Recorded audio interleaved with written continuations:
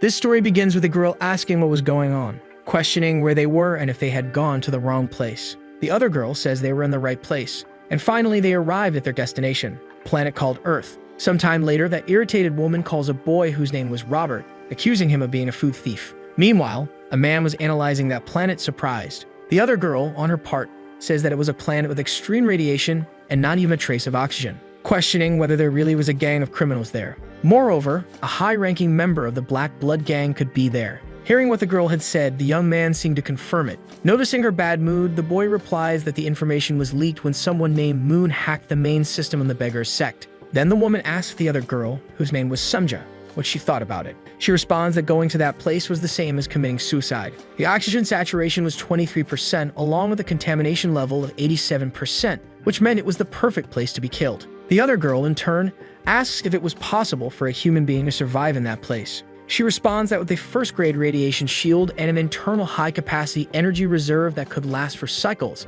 it might be possible. However, they could only last for 6 hours in total. Then the girl asks what they would do if they went and found nothing, and if it was worth risking their life. However, Robert was deep in thought about it because he would have to lose his life for nothing. The coordinates of their target were already located, and in the past, that place was called Mount Tai. Looking at that mountain, the girl wonders if that was the mountain she had heard so much about. Sunja, in turn, says yes, and it was the same place that the old men of the Martial Alliance call the legendary Sanctuary, and the origin of the star system was in that place. Looking around, the girl asks if, by chance, it was a junkyard, wondering why they didn't clean it up to make more money. However, Robert responds that they were just chatting and doing nothing because they didn't want to do anything that didn't make money. Observing the place carefully, that woman mentions that it was the location. However, she realizes there was nothing there, asking if, by chance, she was sure of the location. Then the girl responds that it was down below, wondering if, by chance, she should do it. Then Robert asks what the girl was planning to do. She replies that the Kirkus down below was probably still alive.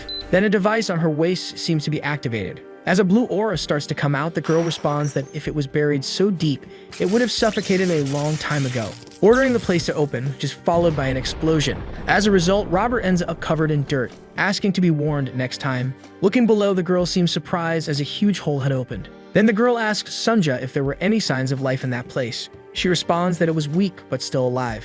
Moreover, there was also a giant space below them. Then Robert asks to bring the electronic ladder. However, without even waiting, the girl jumps into the hole, leaving Robert confused by what he had seen. Sometime later, the two were already below that place, and in front of them was a giant door guarding that place. Looking at the writing, Robert wonders what it was. Then the other girl asks Sunja to translate all of it. Then the girl responds that it was an ancient language used about 2,000 years ago, and in real terms, it meant not to open it if they didn't want to die. Desperate, Robert says he had told them that Bastard was hiding in that place. The girl, in turn, asks if it was a threat in an ancient language no one understood. Then Robert responds that it could be possible. The girl responds that anyway, it could be a good sign, and if they were threatening them not to open it, there might be something valuable inside. Which immediately after, she opens the door, completely surprised by what they saw, for in front of them was a person waiting for them. Looking at that completely hairy man, Robert mentions that he seemed human, but even so, he was very different. Right after that, the girl starts climbing the ladder, approaching that unknown man. Robert, who is still in the background, seemingly scared, asks the girl if he was alive and if, by chance,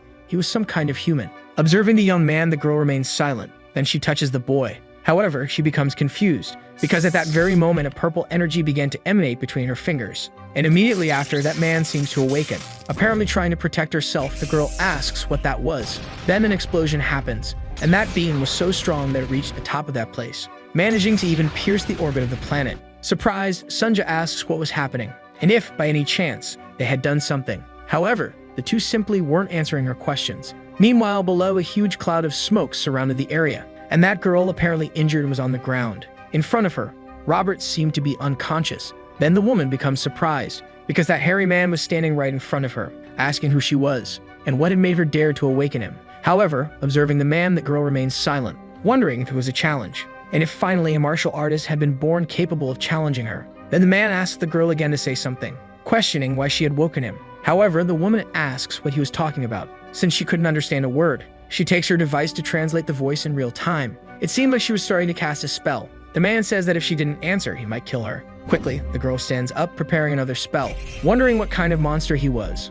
Then she starts launching a series of attacks at the man, which in consequence leaves her exhausted. However, the man did not suffer any effect from the attack. Then the man begins to say that the divine art of Kumi and the divine palm of the red mist, although they were martial arts from Ame, they represent many impurities, suggesting that they were learned through theft. In other words, that girl was just a thief, who made her living by robbing other people's tombs. Then a man stands over her, saying that, as a mere thief, she could not disturb his eternal rest, and because she had done that, the girl was going to die. But at that moment, the woman seems confused, because that man collapsed on the ground like dead weight. Confused, the girl wonders what was happening. Then Robert responds that he might have been killed, because he had been exposed to that radiation without any protection, and for that reason, it was natural for him to die. But even so, that man resisted for a long time. However, Sunja responds that he was still alive and his breathing and pulse were normal. It seemed he had collapsed due to energy exhaustion. His body was fine, but the battery inside his stomach was completely drained. Then they all assume that the man had probably fainted from hunger. Sometime later, inside the ship, Robert seems extremely irritated,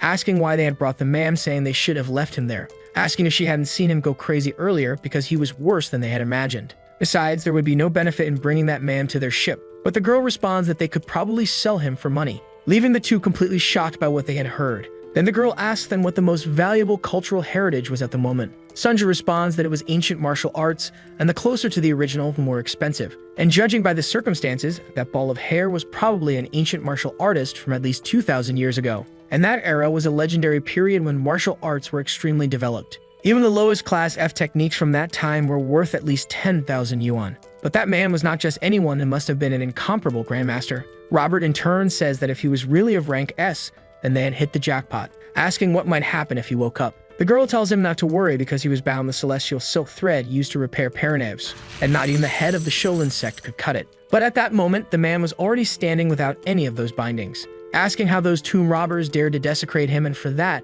he would tear them to pieces. Desperate, Robert says he knew this was going to happen. However, the two become surprised, because Sunja was simply below him, handing him some food. Then the man immediately begins to eat. Sometime later, that unknown man was still sitting at a table eating. The other girl, in turn, asks Sunja how she knew about that. Sunja responds that the man seemed to have been starving for a long time. That's why the best thing for a hungry animal was a sausage. Sometime later, the man had already finished eating, asking if they weren't tomb raiders, but rather bounty hunters who accidentally woke him up. Besides, this world was 2,000 years ahead of his time. And the girl responds that a year after harming each other, they ended up having a horrible end. As a consequence, they decided to live in the skies. Thus, things stabilized since then, and they decided to ban all weapons, including martial arts and nuclear weapons. The man, in turn, asks what the current era was called. Then the girl responds that it was the year 1105 of the galactic calendar. The man asks again if she lived in the sky. The girl, in turn, asks if he was starting to wake up, saying that's right because after waking up after 2,000 years,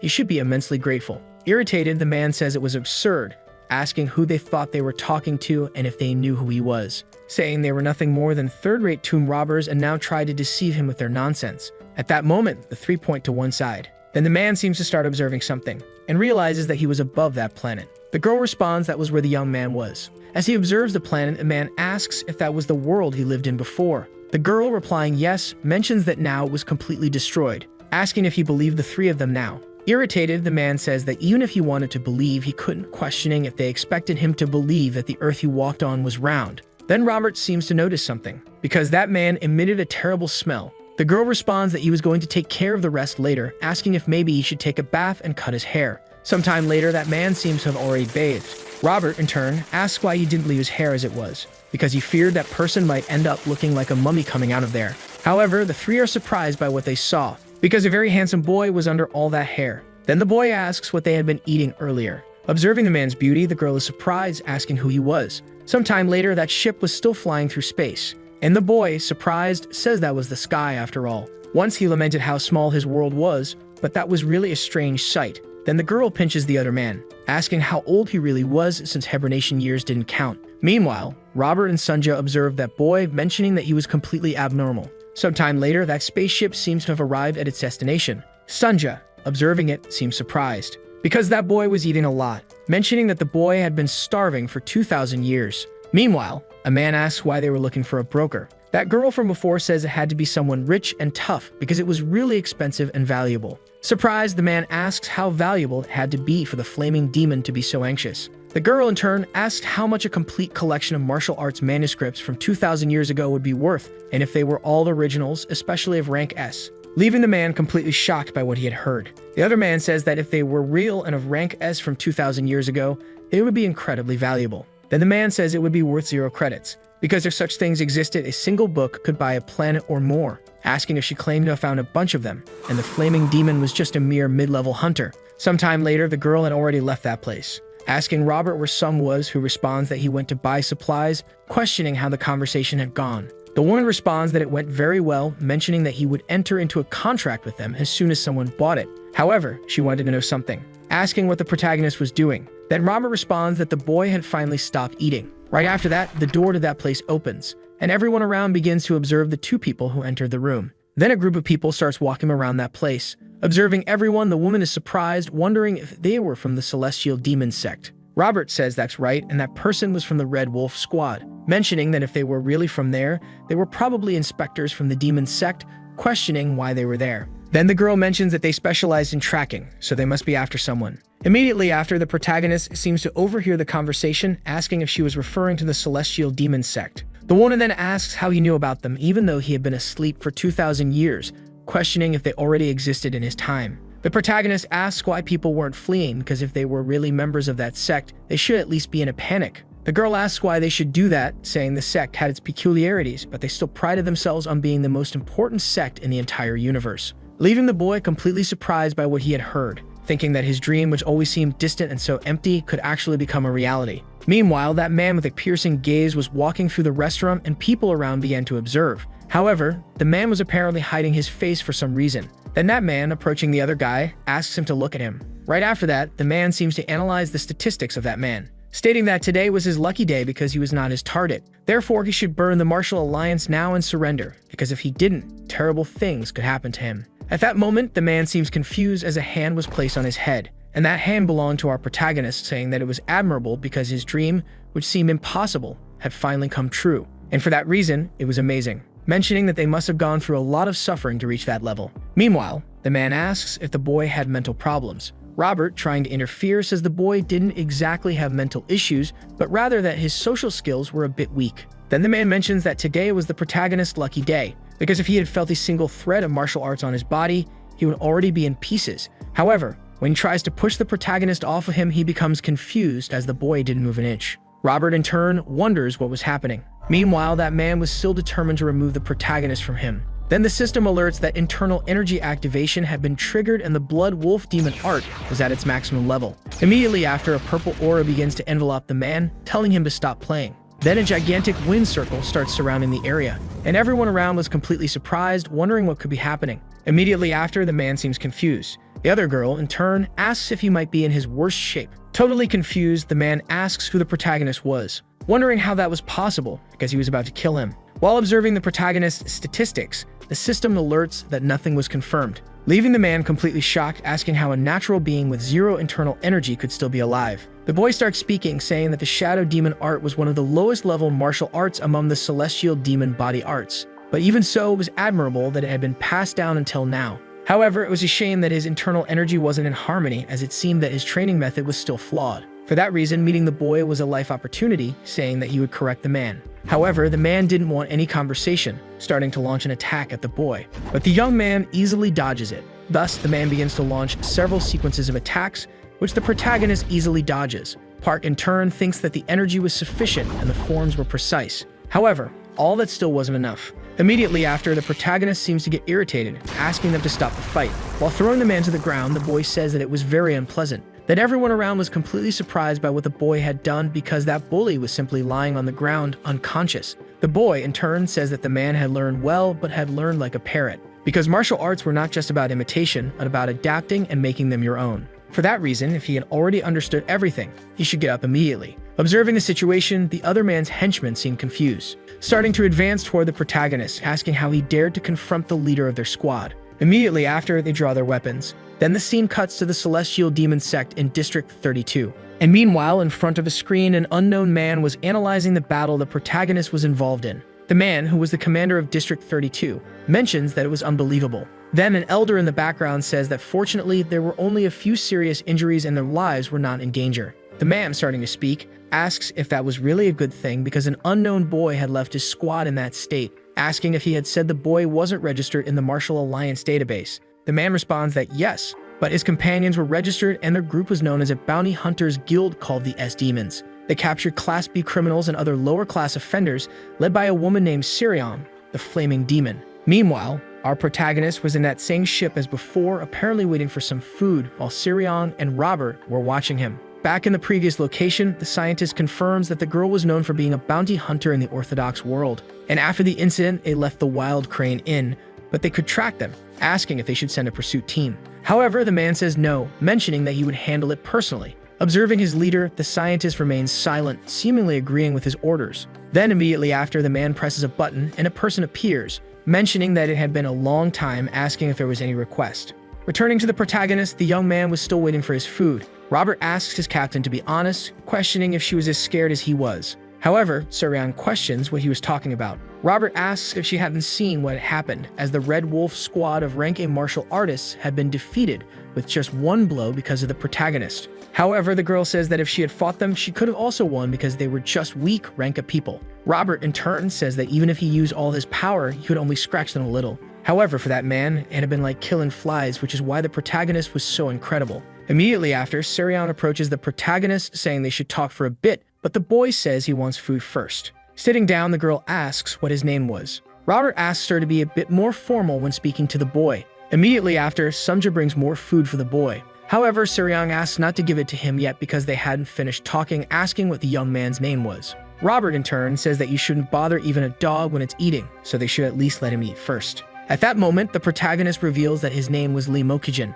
Then Sirion asks what his identity was and what his profession was. However, the young man seems to remain silent, responding that he was a supreme celestial demon. Sirion is completely shocked by what she heard, asking what kind of nonsense that was and if the sausages had done something bad to him. Immediately after, everything around turns red. Then Sunja warns that a target had been detected and they were being tracked, so they were already close. Sirion says she knew that because it was probably the Celestial Demon sect, as after defeating the Red Wolf squad, it wouldn't leave them in peace. However, Sunja responds that it wasn't that sect, but rather a group called Greenwood. A man, passing on the location to someone, responds that the Demon-esque ship had been confirmed, and it was their target. Then, the leader of the Galactic Division was closely observing the situation. Another commander, approaching the man, asks if they should fire an EMP capture bomb. The man asks if they had said they were bounty hunters. Responding yes, the other man informs him that according to their investigations, they mainly operated in the peripheral regions of the galaxy, and their leader was someone nicknamed the Flaming Demon.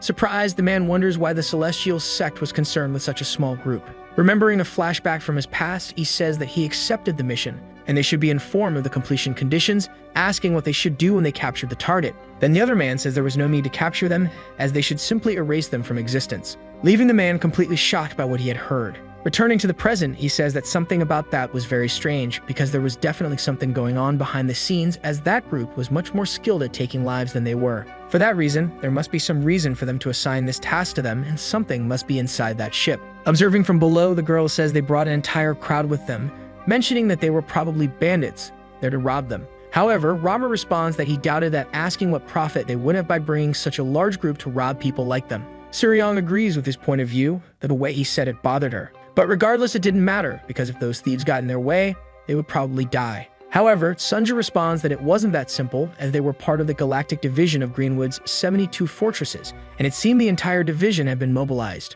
Then Sirion says that meant the division leader was also there. Meanwhile, the protagonist is in content, analyzing everything and thinking it was all very cool. Back to Sirion, she responds that even she wouldn't be able to defeat that guy so easily. Robert in turn replies that of course it wasn't easy. She would be dead in 3 moves if she fought him. Then the girl responds that she wasn't that weak, and if she really went all out, she could probably win. However, Robert says they should just surrender because they had nothing to lose and shouldn't fear anything. Then Sirion tells them to follow her orders from now on, and first they would fire EMP capture bombs to cut the ship's power and incapacitate them. For that reason, she would let it happen so that they could board the ship armed, and because of that, she would allow it. Furthermore, they would let them search the ship and give them everything they wanted for their survival. Robert, in turn, asks what the difference was between that and surrendering, but the girl tells him to just follow her orders. Approaching the protagonist, the girl asks him not to panic because when the EMP hit the ship, it would shake a little. However, he shouldn't worry as there was no destructive deal in place, and due to space laws, those guys couldn't use the ship's weapons. And if he understood, he shouldn't interfere in anything because once they got what they wanted, they would leave them in peace. but if a fight broke out and things got worse, she couldn't guarantee anything. Immediately after, a warning is issued for everyone to prepare for the impact. Then Sunja, completely surprised, mentions that it was a photon cannon. That ship had a photon destroyer cannon, and for that reason, they were probably trying to kill him. Inside the other ship, the man responds that it violated space norms, and for that reason, it could cause problems later, and capturing them quietly would be much better. However, the man says he had a bad feeling, so they should just reduce them to dust and not complicate things, as they could transfer all the responsibility to the client, ordering them to fire when ready. Back on the protagonist's ship, Seryong asks if they should evade. However, Sunja responds that they were surrounded on all sides. Additionally, none of their shields were functioning. Observing the situation, the girl asks what they should do now. Immediately after, that man announces that the cannon was fully charged. At that moment, the man orders them to fire. Then the beam is fired toward the protagonist. As a result, an explosion occurs.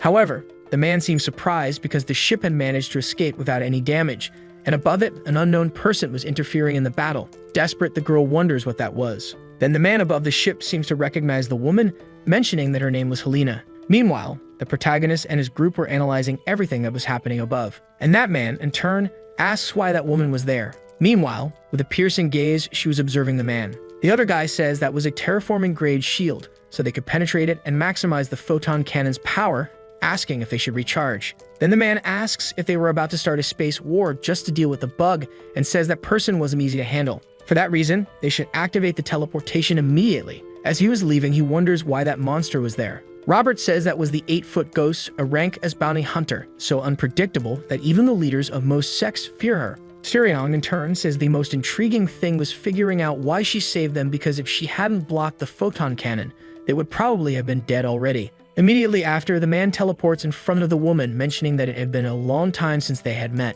However, the girl remains silent. The man, in turn, asked if she hadn't forgotten about him, mentioning that he was the 55th younger brother named Kim, who had greeted her at his mother's birthday 2 years ago. However, the girl didn't want to hear any of it, telling him to leave. But the man insists on formally introducing himself, this time not as Kim, but as the leader of the Galactic Division of Greenwood's 72 fortresses. So telling him to leave was the same as telling everyone in that place to retreat, and for that reason, he wouldn't accept it. Immediately after, the girl seems to get irritated. Robert, observing the situation in the background, assumes they were probably about to fight, and the other girl responds that it wouldn't be easy because, even for Greenwood, that woman was not weak at all. Dealing with Helena was difficult, and if they were unlucky, her mother could show up at the worst possible time. However, Robert, confused, asks what she meant by that. The other man, in turn, says she was the same as always, resorting to fists instead of mere conversation. But in any case, he gave up on the matter because he didn't want to fight, thinking that this battle was a waste of time, especially for such an absurd job as this, saying they would resolve it peacefully, but wanted to know why she was interfering, asking if by chance they were her targets, because if that was the case, they wouldn't interfere in any way. However, the woman, without any ceremonies, simply tells them to leave. Observing the situation, the man thinks that was to be expected, wondering why that girl was after such insignificant people. Immediately after, that woman sends a message, saying to hand her over or everyone would die. Seryong, inside the ship, asks what was happening. Robert, desperate, asks what she wanted from them, wondering if they really had something valuable, questioning if by chance their captain had hidden something from them without telling them, because there was nothing that could attract a rank as bounty hunter like her. However, Seryong attentively observes the protagonist, asking if he knew that woman, as maybe they had a history, or if they had dated and then broken up. However, the protagonist responds that it wasn't because of him, replying that it was probably because of that child. But when they look back, they don't see anything. Seryong, in turn, asks what he was talking about. Then the protagonist asks the girl to appear because there was nothing to fear. At that moment, a silhouette begins to appear, and a girl emerges. Surprised, Seryong asks how she had gotten in there.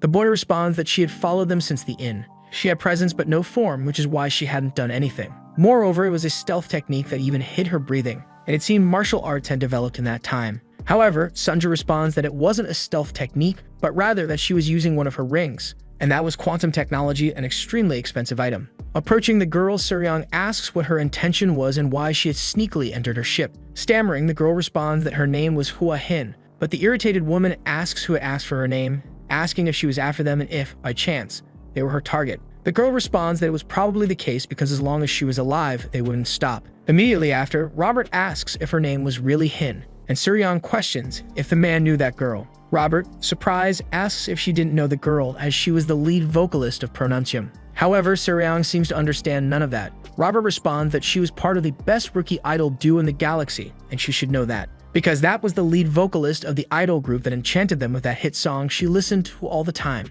mentioning that he was sure of it, affirming that she was even more beautiful in person. Meanwhile, he pulls out his phone to analyze the photo to confirm if it was really the girl. At that moment, Helena, above the base, announces that it was her last warning, as they had 10 minutes to hand over that girl, and if that didn't happen, everyone would die. Robert, in turn, asks the girl why she was doing that and what her reason could be. However, Seryang responds that it didn't make a difference, mentioning that she was an intruder, and for that reason, it had nothing to do with them, so she should just leave immediately. Robert, in turn, tries to interfere in the situation, attempting to convince her to change her mind. However, Seryang had already made her decision. Even so, Robert insists that it wasn't right because she was the lead vocalist of Pronuncium. The girl responds that they couldn't protect her anyway since they were fighting against Greenwood, and for that reason, there was no way to go against Helena, the 8-foot demon. Even if they tried to protect her, her fate wouldn't change, but theirs would, as they could all end up dying. Even so, she didn't like the situation. Then the girl starts opening the gate. However, the protagonist intervenes, asking her if she hadn't told them not to worry. Robert, surprised, asks when the protagonist had entered that area. Immediately after, Seryang orders to close the gate immediately. But Robert insists on waiting to see what happens, as that man was extremely strong and might even defeat Helena. However, for Seryang, that was impossible, as they were still in outer space. She asks Sunja to close the gate right away. However, Sunja responds that it's too late because the two had already exited the spacecraft. Seryang, completely surprised, says that boy was crazy for really having gone outside. Outside the spacecraft, the girl remains silent, thanking him for his help but warning that they were very strong martial artists, and for that reason, he should be careful. However, when she looks at him, she notices his eyes were all red. The girl asks why he hadn't entered his shield. Immediately after, the young man seems to try to return to the spacecraft. The girl is completely shocked because the protagonist had really gone outside the spacecraft without any protection. Meanwhile, Helena and the man were observing the situation, saying that the external temperature was minus 300 degrees and the pressure would make his internal organs explode in 10 seconds, questioning why he had left without any protective shield. Immediately after, the boy seems to be in agony from the pain. Then Seryang intervenes, managing to activate the shield on the protagonist. Desperate, the girl asks Lee to wake up immediately. However, the boy asks what she was doing, and when she looks at him, he was completely calm. Irritated, the girl mentions that she thought the boy was dead. Lee responds that she was worrying for no reason, as he was the supreme leader of heaven and earth, and nothing in this world could threaten his life. He then asks how to take down from there. Robert, relieved, realizes the girl had arrived in time. However, Sunja replies that she had arrived quite late and even the master couldn't survive in space without a shield for more than a minute.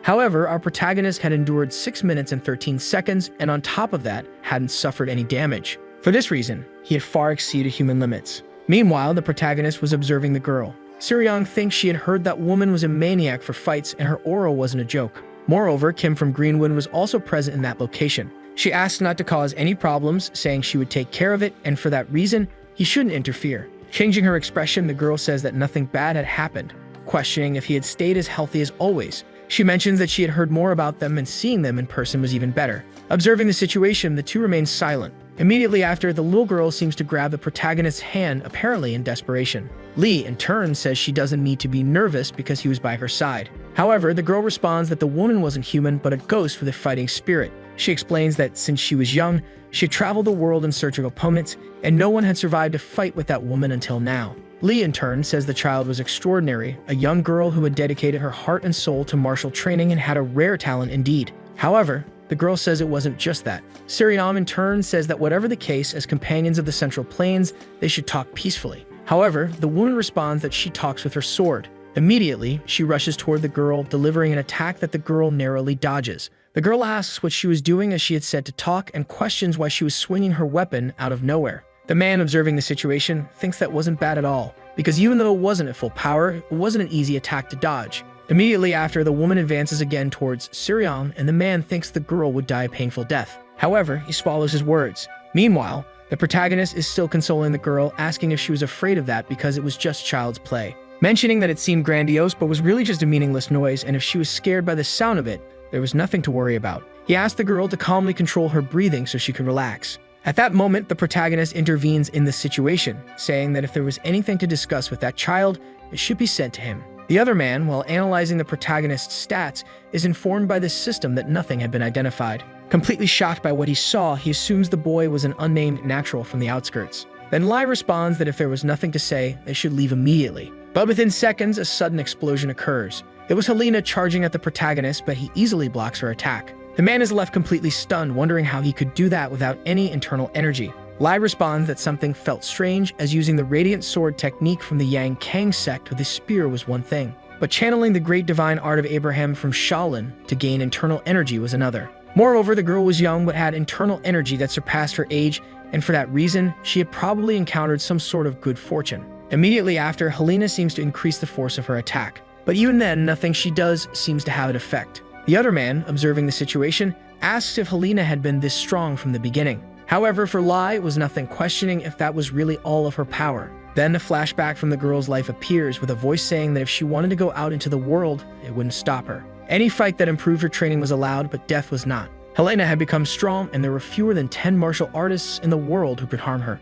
But even then, none of them could easily kill her. Even so, she should never forget that she was her mother's daughter. Therefore, there was one rule. If the ring chimed, she had to flee no matter what happened. Because when that happened, it meant her opponent was beyond her reach. If she ignored that warning, she would surely die. Returning to the present, the girl stared intensely at the protagonist, and a voice in her head asks why she was hesitating, telling her to flee at once. Another flashback from her life appears with a voice telling her to greet them as those were her siblings. They all had different fathers, but they were all born from her mother, and since they shared blood, they should stay close to one another, asking what her real name was. Meanwhile, back in the present, the girl's power level exceeded 100%, and the protagonist, observing the situation, remains silent. Immediately after, the girl seems to change her form. Light responds that she had extraordinary talent because gaining respect wasn't easy. However, all of this was still a bit excessive. He easily dodges her attacks, and with each passing second, her power level continued to rise. However, Lai had already grown tired of the game. He managed to counter the attack with just one strike.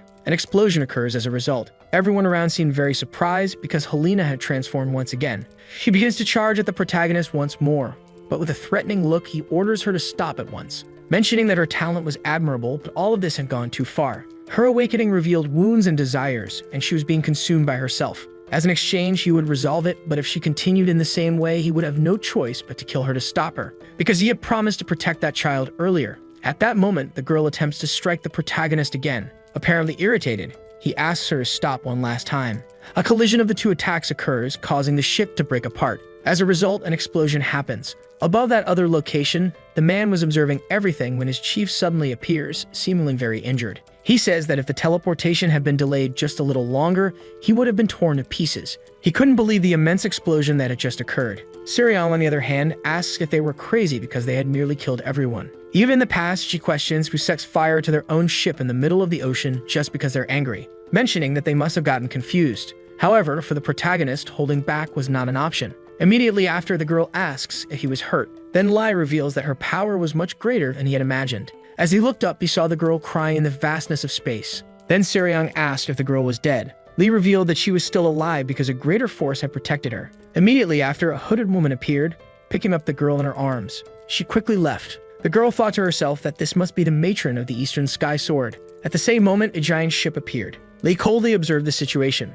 Sometime later, that same girl from before was apparently inside a tube filled with water, and a woman was watching her. Behind her stood the other man from earlier, along with the protagonist and his group facing the woman. The man, addressing the woman as mother, says that he didn't know she would come to that place and asked to be punished for his lack of loyalty and devotion. However, the woman simply asks him not to interfere in the matter, telling him to act as if he wasn't there. Introducing herself to Lee, the woman reveals that she is the matriarch of the Eastern Sky Sword. The other man is shocked because his mother is showing respect. The other girl is also surprised by what she witnessed. Continuing to speak, the woman admits that for personal reasons, she broke the martial arts dual code by intervening in a reckless fight. She offers to cut off her arm as an apology if necessary. However, the protagonist says that such measures weren't needed and asks if that girl was her daughter. Immediately, Sirion interjects, saying that they were speaking with the matriarch of the Eastern Sky Sword and therefore he should be more careful with his words. The woman then confirms that the girl was indeed her daughter, stating that her family prioritized the dual code above all else.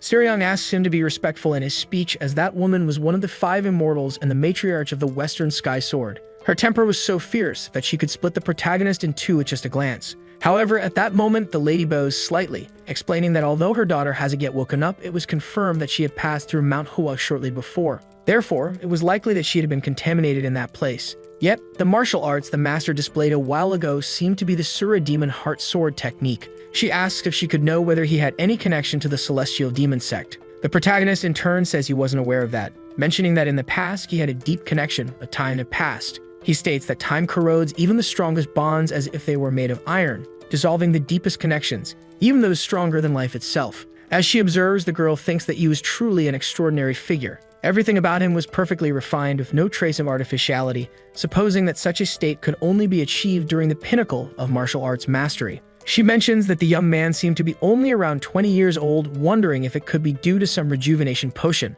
Then the girl asks if she could request something from him. Immediately, the protagonist asks if she wanted him to fight her. He mentions that even though she was polite, every word she said was filled with killing intent, like a sword being sharpened. He says he has never refused a challenge, but she should know that when they fought, one of them would surely die, and whoever survived would be gravely injured. The stronger the steel, the easier it breaks. The girl seemingly accepts the challenge. Meanwhile, Serion, observing from below the ship, notices the light. Back to the scene, the boy asks if they had any real reason to fight. He states that if they did, they should leave it for the future, as he wanted to experience more of the world. At that moment, the girl seems to reconsider. Sometime later, the ship departs from that location. After a while, the woman asks if it was a request from the celestial demon sect to silence him. The man confirms that was indeed the case. However, the lady says she didn't understand why, as the boy clearly possessed the supreme martial arts of the celestial demon sect. She questions why they wanted him dead. The man says there were recent reports that the celestial demon sect's Red Wolf squad had been annihilated by an unknown individual, supposing they might be related. However, the woman says that it didn't matter, because regardless of the situation, he wouldn't be able to deduce what had really happened. Therefore, he should just meticulously track his movements and report back to her. She asks if he could at least do that. The man replies that those from Greenwood prided themselves on being the best trackers in the world.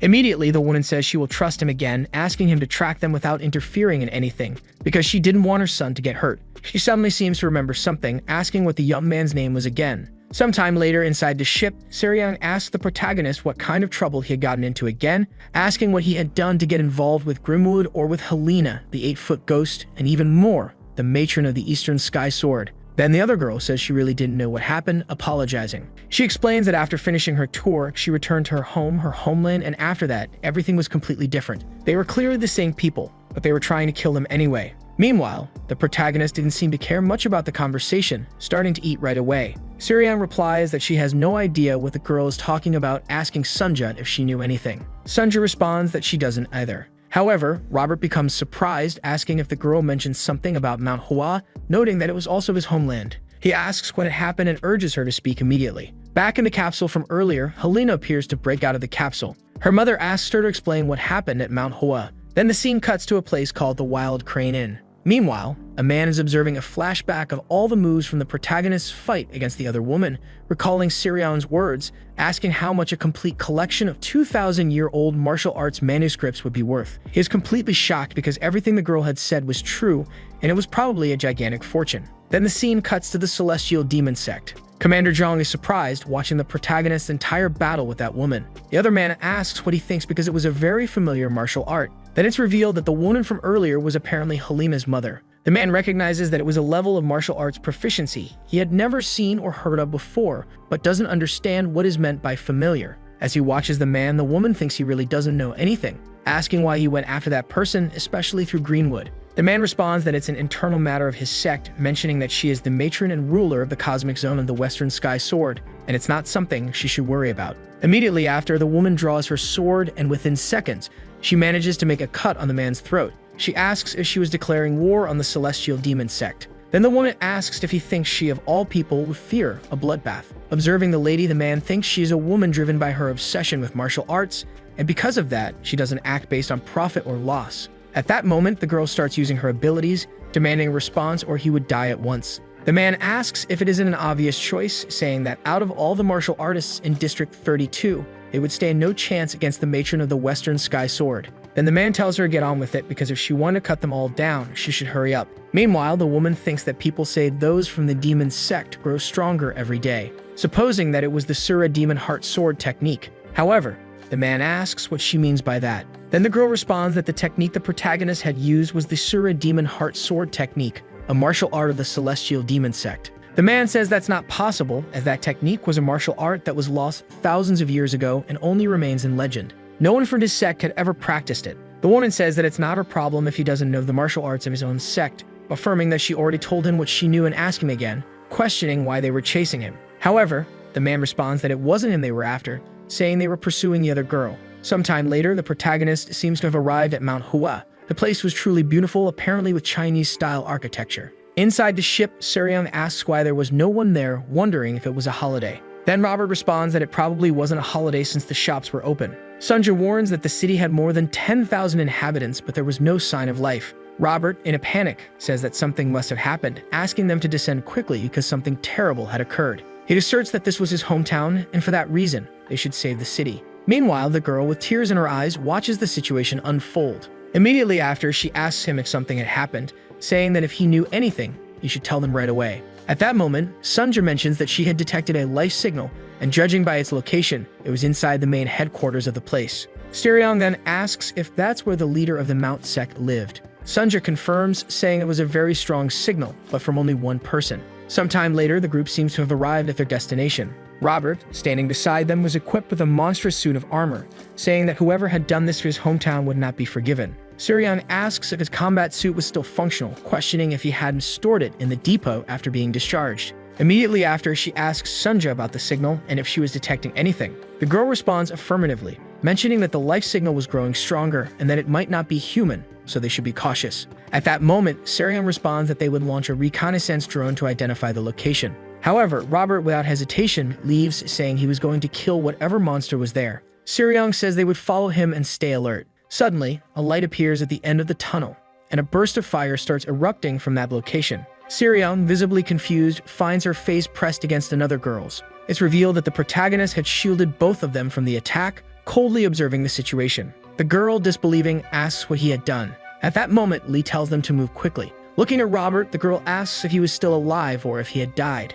She asks Sunja to analyze him, questioning if he had really been killed. Sunja responds that he was still alive because the combat armor had done its job, mentioning that Robert hadn't responded because he was still in shock. At that moment, a beam of light appears above the protagonist, which soon takes the shape of a flower. All the light begins to envelop the place, and an unknown person stands before Lee, who is apparently meditating. Seryung asks if that was the strong life signal they had detected. Sunja confirms, supposing that it was probably the leader of ManhwaCapped, whose name and title was the sovereign of the fluorescent flower sword, Yong-Sik-Sam.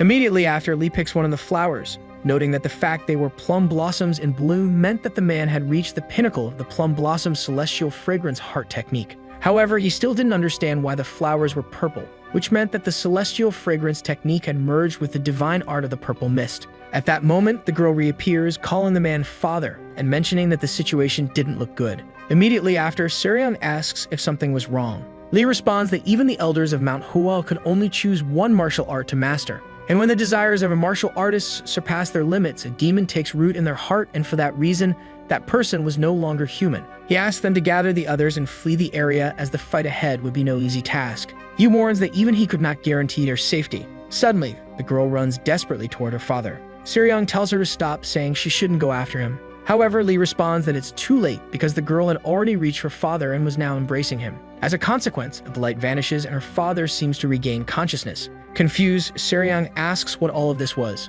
Sunja responds that everything had returned to normal. Additionally, all the people had returned to the city, appearing all at once. Sometime later, the group had left the area, and the girl said that they had told her there was no one around. She asks if the bioscanner was malfunctioning. However, Sunja responds that the scanner was completely normal, but something still didn't feel right, because all the people in that place had their energy completely drained. Then Robert asks if everything wasn't fine, since everyone seemed normal. They had thought that everyone was dead, but since they were okay, everything seemed normal. Immediately after, he raises his hand to place an order at the restaurant. Shortly after, the waitress appears. However, she ends up ignoring Robert. He wonders if that girl was serving someone else, and right after, when the girl returns, Robert tries to place an order again. Once again, he ends up being ignored. Then Sunja responds that it wasn't that she didn't hear him, but that it was as if they couldn't see them. She asserts that no one in the restaurant even looked at them. It was as if they weren't aware that they were there, as if they didn't exist. Seryung, in turn, says that she didn't want to get involved, but she had a bad feeling about this. Meanwhile, the father of the other girls seemed to be drinking tea, and the protagonist thinks he was ignoring the guests who were right in front of him. However, the girl says that her father wasn't a rude person. It's just that he simply couldn't see them. She asserts that he's been like this since he returned from his tour. But the strange thing was that he performed all of his tasks and duties normally. Drinking tea, going on inspections, having meals, and tending to his garden, and always at exactly the same times as before. However, it was still useless because he couldn't see them. But still, they had to be careful not to interfere with his routine.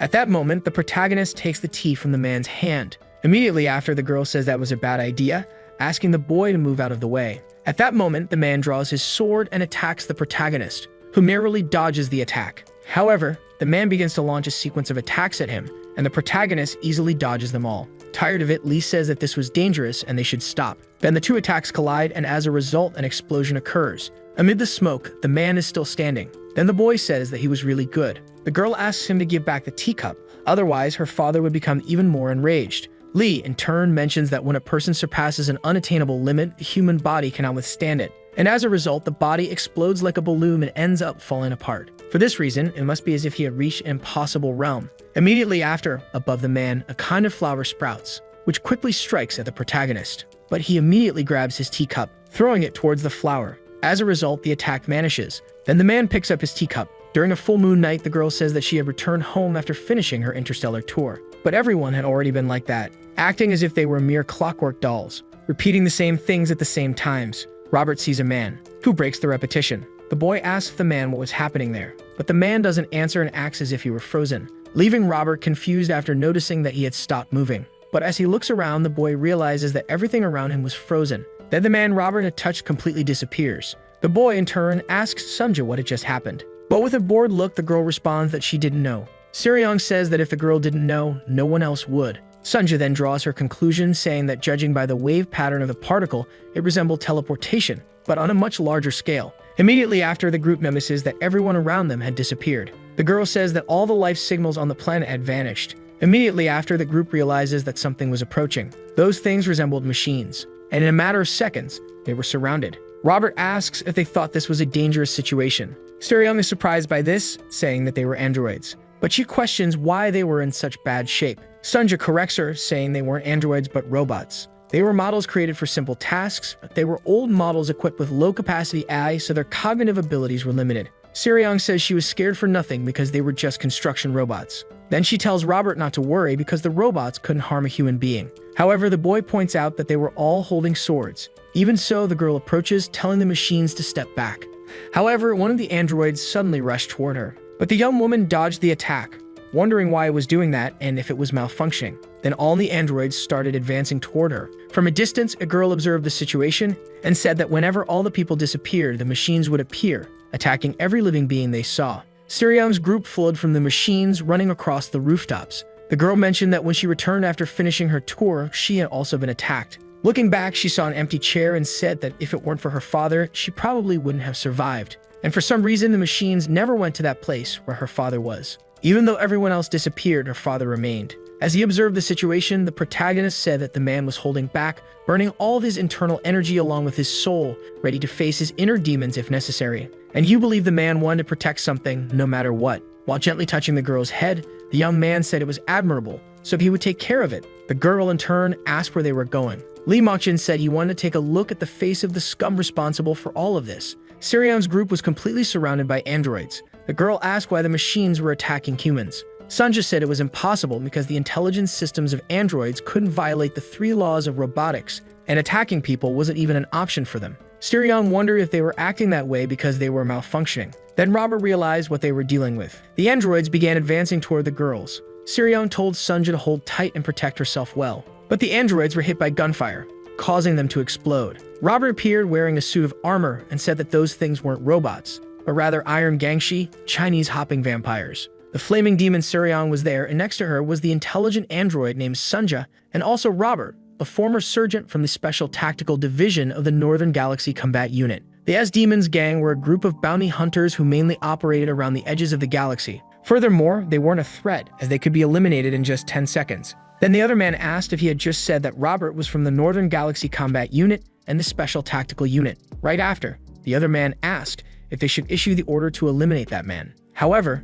the young man remained silent. Meanwhile, the protagonist was looking around, wondering what was happening, mentioning that they had been fighting, but everything had already ended. Robert responded that this time he had fought for real because he had been waiting a long time to do it for real, and he had kept the parts of his armor in good condition. He asked Seryong what would have happened today if he had listened to her and sold his equipment as secondhand. However, back then, they were forced to sell those things because they didn't have enough money to buy food. He wondered what could have happened if he hadn't insisted before. Immediately after, Sunja revealed that they hadn't dealt with them because they had left on their own. If they had continued attacking, they wouldn't have survived. Then the protagonist asked if those things were made of metal. The girl revealed that they were robots. However, Lee didn't seem to understand what she was saying. So immediately after, the girl asked Sunja to explain for her as she was too tired to talk. Sunja asked him to think of them as machines that could think and act like a normal person. However, the protagonist responded that no matter how much the world changed, there was no way a piece of mortal material could imitate a human being. But at that moment, he was shocked because the girl immediately removed her head.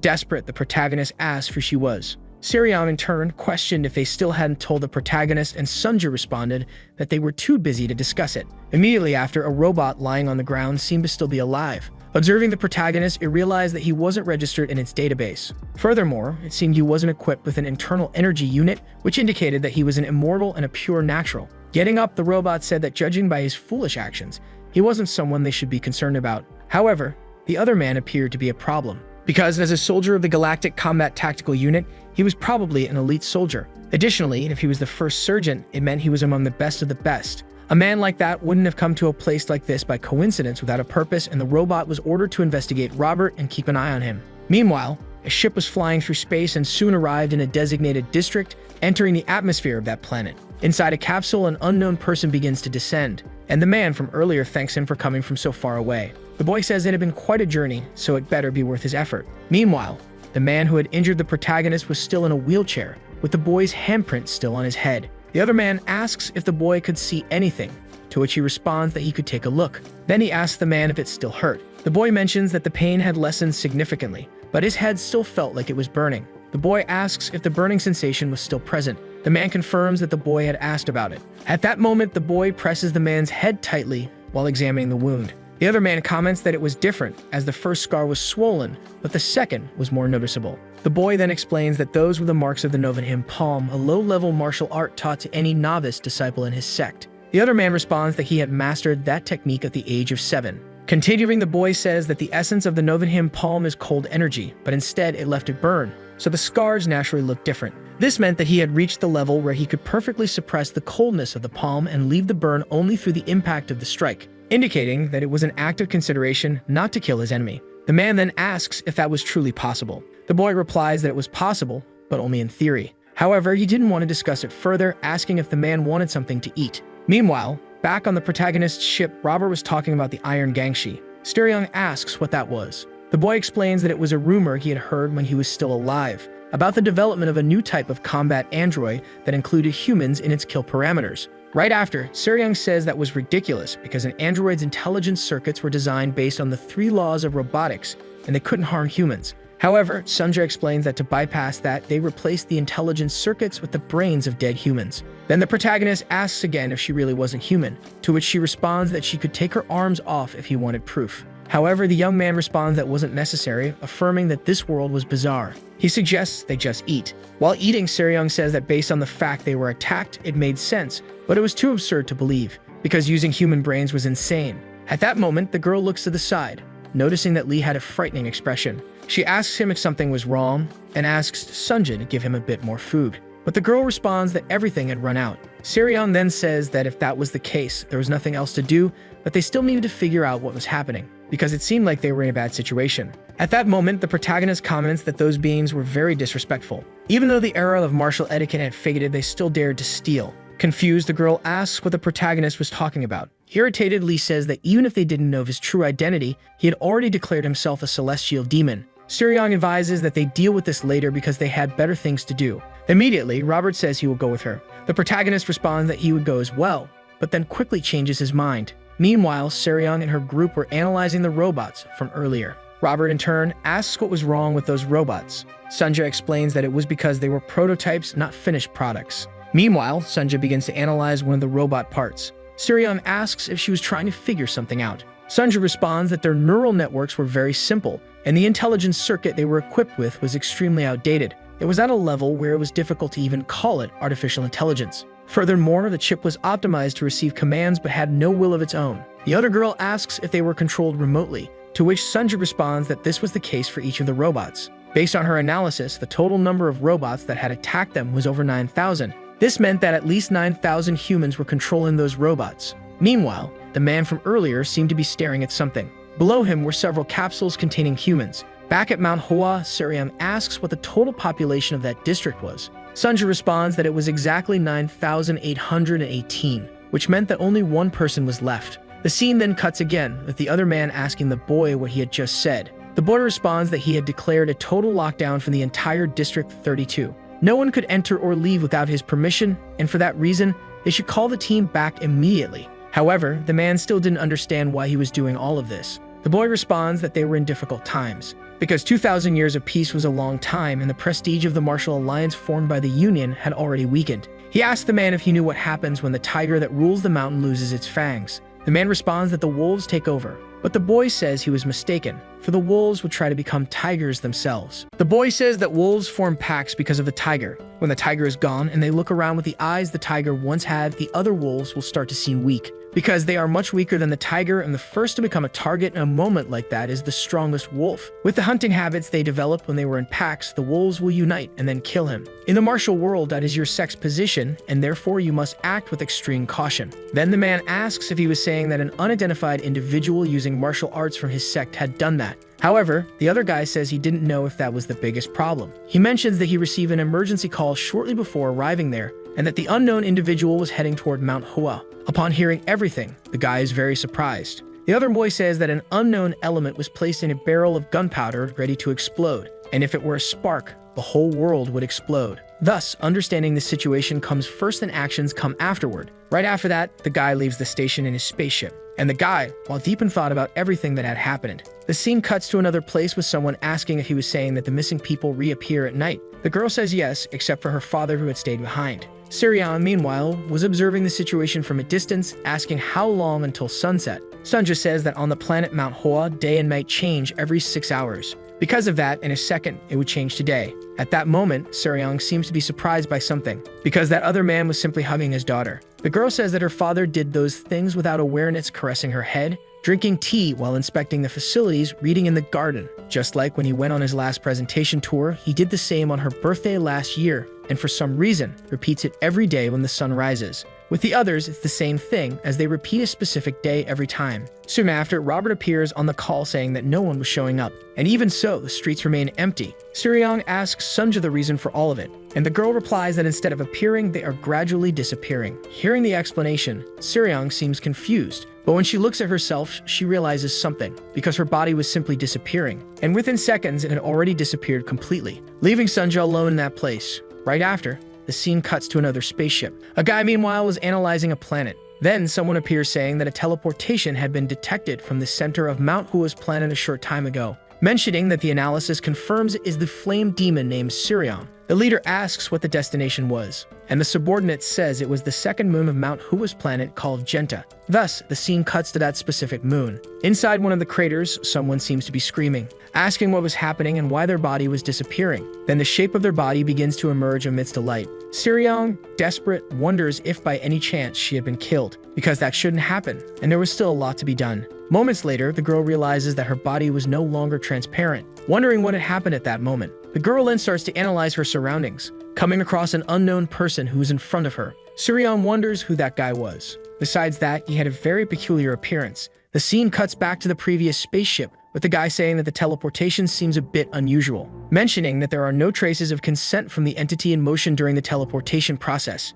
Therefore, it may be a forced and unauthorized teleportation, which is forbidden by galactic law. This is a very serious issue and should be better reported to the superiors. The guy then asks if there is anyone more powerful than him in that place. Without delay, the subordinate bows, saying no and that he was the only authority. Thus, the man asks to continue monitoring for now. And if they are using technologies forbidden by galactic law on that moon, it means is significant support possibly from a great authority. Therefore, he must not intervene recklessly, making sure to investigate thoroughly before taking any action. After hearing all of that, the subordinate simply accepts everything, and that guy was still analyzing that moon. The scene then cuts to another location with the girl asking what had just been said. And who did she really meet on Mount Hua? The girl responds that the person was saying he was her father, clearly stating that he was the one who had been her progenitor. Besides that, in the fight she had against him, she ended up losing. Surprised, her mother wonders if the one who defeated her daughter and claimed to be her father could be that person, who was on Mount Hua at that very moment. Soon after, the scene cuts to another location with Robert saying they must save the captain,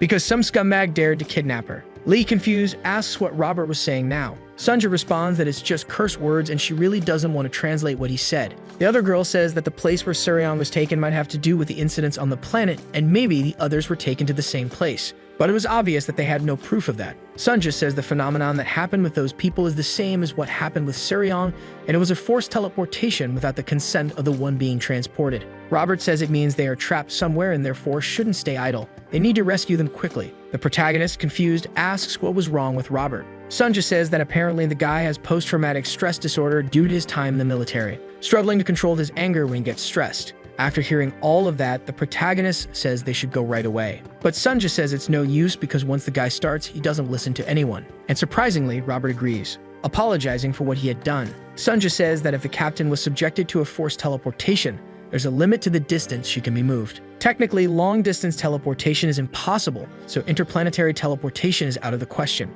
Therefore, Seryong is probably within the planet Hua or one of the two other stars. Then Lee asks where she could be. Sunja says the planet Hua still has no signs of life except for the Sword Sovereign, who could be ruled out. The only thing left would be the two moons, which are called Genta and Ciceros. Although there are signs of life on both, it's hard to pinpoint an exact location because the moon is very close. Observing the situation, Lee asks if they're going to have to guess. The girl then becomes thoughtful, saying that the captain is obsessed with gold, so she would choose the golden planet called Ciceros. But little did they expect that it was the wrong planet, because the correct one is the second moon called Genta. The scene cuts to inside that planet with a man observing Seryong, who then asked where he was. Scans start appearing about Seryong as she was a 1.4 giga internal energy unit mounted externally. In addition, the only external weapon is the sword tied to her waist. Then the man becomes thoughtful about the scans the robot had given, saying that she's a bounty hunter from a remote place who hides something she can't even use. Again, Seryong asks who the man was. Moments later, the scene cuts to another location and a plant was growing in the darkness. An old man, meanwhile, was analyzing that plant. Then a little boy appears at the location, saying that he needed to discuss a matter. The old man asks if it's related to the events on the planet of Mount Hua, mentioning that the boy was entrusted with resolving it, asking him not to act impulsively and to wait until the sprout blooms completely. Only then will he know if there's a poplar or a willow, because they must wait until the entities supporting them are fully exposed, and only then can they act decisively. Even so, there was the servant wondering if he hadn't matured enough. But if there was another reason, he wanted to know why that had brought out his immaturity. Then the boy says that during his investigation into the matter, someone unexpected appeared, executing martial arts and reached the level of energy flow reversal. Not only that, but he also knows a secret technique from their sect called the Surin Demon Heart Sword Technique, doing all of this with complete mastery. One of the problems is that the person is not affiliated with their sect. But without wasting time, the man asks for that person to be killed, because he is an anomaly and even a monster, asking that when he is found, he should be killed without any mercy. After hearing all that, the boy is surprised. The scene then cuts to the present with the young man atop the spaceship, apparently heading to another location. Once again, the scene cuts to Seryong asking who that guy was. Right after, the other man asks to scan her. And at that very moment, another robot appears behind Seryong. Using an ability, the girl asks what he thinks he's doing. But within seconds, that robot disappears again, reappearing once more behind the girl, grabbing her by the cheek. Surprised, Seryong wonders how the creature was so fast. Moments later, the man tells her to just accept it because resistance is useless. Besides, he will ask a few questions and she must answer correctly for him to grant her a life free of suffering. However, Seryong hadn't given up, telling the guy to just shut up. Observing the girl's abilities, the man is surprised, realizing that she had adaptive variation. Moments later, Seryong grabs a weapon from her waist, starting to spin it around her body. Then the robot charges at her once again. The man says it's useless because the robot contains data on all the martial arts in the world. Amidst the situation, Seryong thinks the guy was right, because the robot is reading all her movements. Even so, she didn't give up and kept attacking the monster, who easily dodges one of her attacks, landing a strike from behind Seryong, which causes her to be thrown far away. After this battle, a monster had apparently already won. Still, the girl remains standing, and the other guy, meanwhile, was just watching the battle. In the middle of that situation, Seryong thinks that none of it is going to work. At that moment, the robot disappears once again, reappearing behind the girl, where it was about to grab her again. Surprisingly, Seryong ends up disappearing, because she had simply leaped. The robot, realizing the girl's movement, does the same. Seryong quickly throws her weapon, aiming it at the robot, but he easily manages to block the attack, about to grab Seryong once again. Then a light appears, and that weapon had apparently stuck to the other robot's arm, where right after it stretches again, piercing through a part of that creature. At that very moment, the other old man's cup ends up shattering, and the guy thinks that it's the dagger of the Black Sky Blood Dragon from the Tang clan of Sikwon. Then the robot collapses to pieces on the ground. After this battle, Seryong is finally the victor. Moments later, the guy asks who the girl was. Meanwhile, she's thinking that this is troublesome. The guy says that the Tang clan of Sikwon was exterminated 10 years ago, asking how she knows their martial arts. Right after, the girl begins to invoke an ability, saying they had already reached that point, mentioning that desperate times call for desperate measures. Thus, the girl activates all her stats to the maximum. Observing the girl, the man realizes that she still had many more extinct abilities. Irritated, Seryong tells the guy to shut his mouth. Looking up, the old man says that she was mastering this guy to attack from all directions. Then several attacks are launched toward that guy, who meanwhile is just analyzing the abilities, saying it's the infinite rainflower technique. At that very moment, an explosion occurs. The scene then cuts to a flying ship. The other girl says that the circumstances in which she met that person were also very strange. She had arrived at Mount Hua to respond to a call, but momentarily lost consciousness, and when she woke up, she was in front of him. Furthermore, she still hadn't understood the reason, which was about the one-sided teleportation. The guy says there's no need to be surprised because he brought her there to fulfill her desire. The girl was confused about everything the man had said. The man asks if she doesn't want to become stronger and didn't want to see the world under her feet. That's why, even after earning the infamous title of Fighting Ghost, he even turned his spaceship into a dueling arena. However, the closer he got to his goal, the further it seemed, leading him to cry every night in despair. The girl thinks that back then, the guy seemed to know a lot about her. Besides being annoying, he was extremely unpleasant. After that, they had no choice but to fight. But no matter what she did, everything was useless against that person. The scene cuts to the past again, with the man saying he would make her strong just like him, all because she was his daughter. In the present scene, the man asks Seryong to answer his question. If she did, he would make her body even more powerful, all at the cost of abandoning her useless mind. The scene cuts once more to the other girl, and her daughter says that she had received something from that person. That was simply that power. Her mother is surprised, realizing that it was the steel fortification ability. Moments later, Sunja was analyzing some data. Robert asks why they are still standing still. Right after, Sunja seems to have found something on her radar, and in front of them, an unknown ship was there.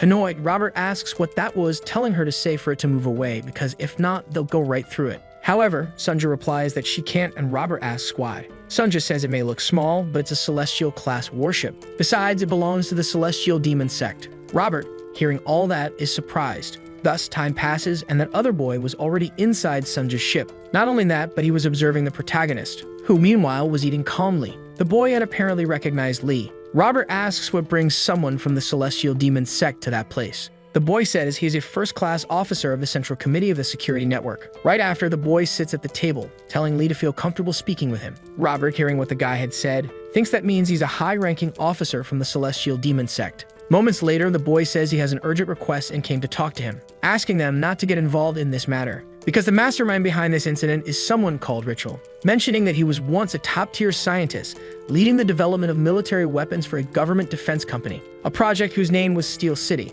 But due to the inhumane development process, he was expelled, and after that, he disappeared. At that moment, he was hiding somewhere nearby, conducting experiments on a much larger scale. In other words, he wasn't exactly expelled and is actually receiving even more resources in secret. That's why they suspect his supporters are some factions within the human government's armed forces. However, Lee didn't seem to be listening to that entire conversation, and changing the subject, tells Sunja that he needs water. The boy, surprised, thinks that even after hearing all that information, he still didn't show any reaction, wondering who that person really was. Then Robert says that means this was the work of the human government's military. The boy says this is beyond what civilians can handle, and they should not get involved. Robert says that if that's the case, he wants to know what's going to happen to their captain who was kidnapped. However, the guy says there's nothing that can be done about it, and the only thing to do is pray for her. Hearing all of that, Robert becomes very frustrated, saying that if they try to stop them, it doesn't matter who it is, they'll push through by force. Lee says he doesn't want to interfere with them, but also won't do what they're ordering. Besides, he wants to know why he's giving such valuable information to them, which means he wants to use them as tools and get rid of the responsibility.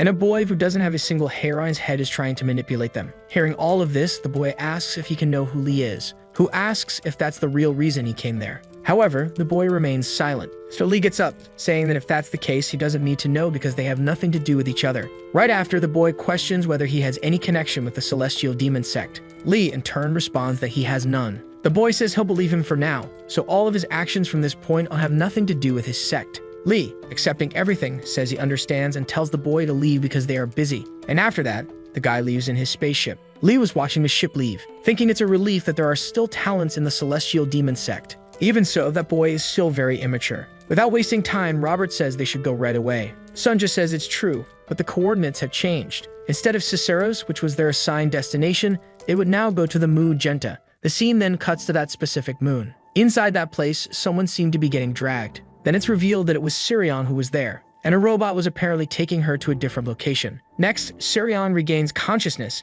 asking what the guy was trying to do. The man says he couldn't believe she was already awake, and that it seemed like something special was in her noble bloodlines. Sirion questions where she was and what the guy was planning to do with her. But the man asks her not to worry because he was going to free her from all pain, erasing your memories even from the darkest parts of your past, turning you into an iron Ganshi, giving you a simple and useful life where you would know nothing but obedience. Sirion, trying to move, realizes she was completely paralyzed. The man says he had blocked all the meridians in her body, paralyzing her entire nervous system. And opening a few hatches, he says she won't be able to move. All she can do is stay still and wait like a good pet. But when he looks at what happened, the man is surprised, because Sirion had simply stood up, telling him not to have foolish dreams because he may be able to kill people from the Tang clan and from Sikwon, but he will never be able to dominate them. Then a light begins to emerge in that place, apparently coming from Sirion's hand, saying it is called pigeon blood poison, and people born in the Tang clan receive a grain of immortal poison in their hearts as a gift, all to be used before death. Ritual, meanwhile, was trying to resist the poison. Sirion says it's useless, and the more her heart burns, the stronger the poison becomes, enough to melt anything. Right after,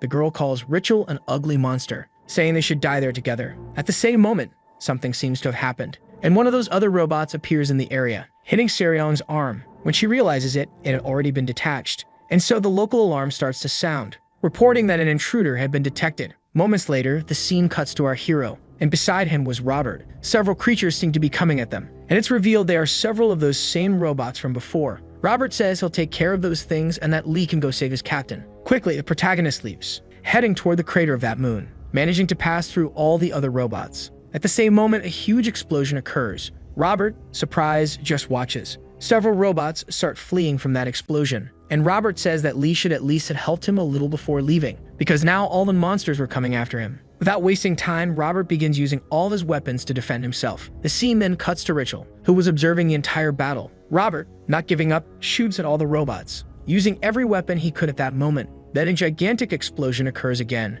Robert, in turn, activates his anti-gravity rocket. After that, he jumps. The robot, analyzing Robert, says that all of his equipment is certainly from Special Forces. However, all the gear is outdated and no longer in use. Ritual says that Guy is an active soldier, not retired, and wonders why he's even concerned, ordering to get rid of him along with the others. At the same moment, a noise starts echoing through the place. The robot says that an intruder had entered District 8 and was now about to enter District 7. The man, surprised, wonders what was going on. The robot says that intruder is passing through all districts, so now is unable to analyze the location entry data. Starting to analyze the intruder's location data, it already knew where he was. But surprisingly, an explosion happens, preventing the robot from speaking. The man was just observing, because in front of him, there was a broken wall. And from outside, our hero appears, beginning to observe that mysterious man. Then Lee begins walking toward the man, who was wondering who this person was. Lee calmly walks past the man, approaching where Sirion was, realizing that she was now missing a part of her body. Ritual asks who he was. The protagonist, meanwhile, was analyzing his companion,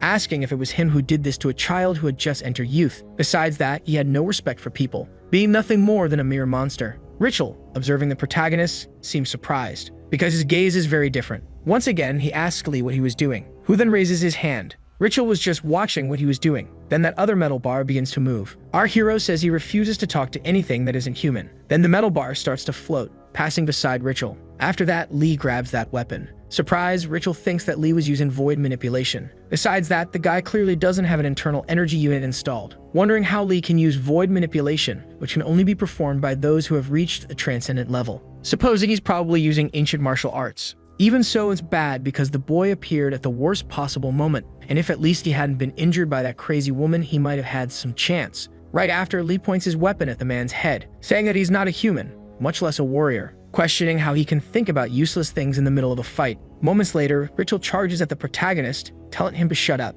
But Lee, in a matter of seconds, had disappeared. When he appears behind Ritual, he had already landed an attack. As a result, Ritual's robotic arm had already been detached. Lee says that with that, he's already repaid what the man did to the child. Now all that's left is to pay the price for making him angry. Moreover, he should prepare himself because the price of angering him will be very high. At the same moment, the protagonist's aura begins to surround the entire area. In the midst of that situation, Ritual thinks he's been very unlucky, because not only did he have to deal with the woman from the Tang clan of Sichuan, but now he has to face that person. With the previous injury, the operational rate of his internal energy unit was below 40%, He concludes that he has no chance of winning now. In that case, he must activate all his energy to the maximum. The system then issues a danger alert because the operational limits were exceeded and it's unable to control the heat output. Lee says the ability is very strange, wondering how the world ended up like this. Right after, a voice tells him to kill that person. Lee then looks back, realizing it was Sirion, who says the man is going to self-destruct to kill everyone. At the same moment, a light begins to surround the man, and an explosion happens.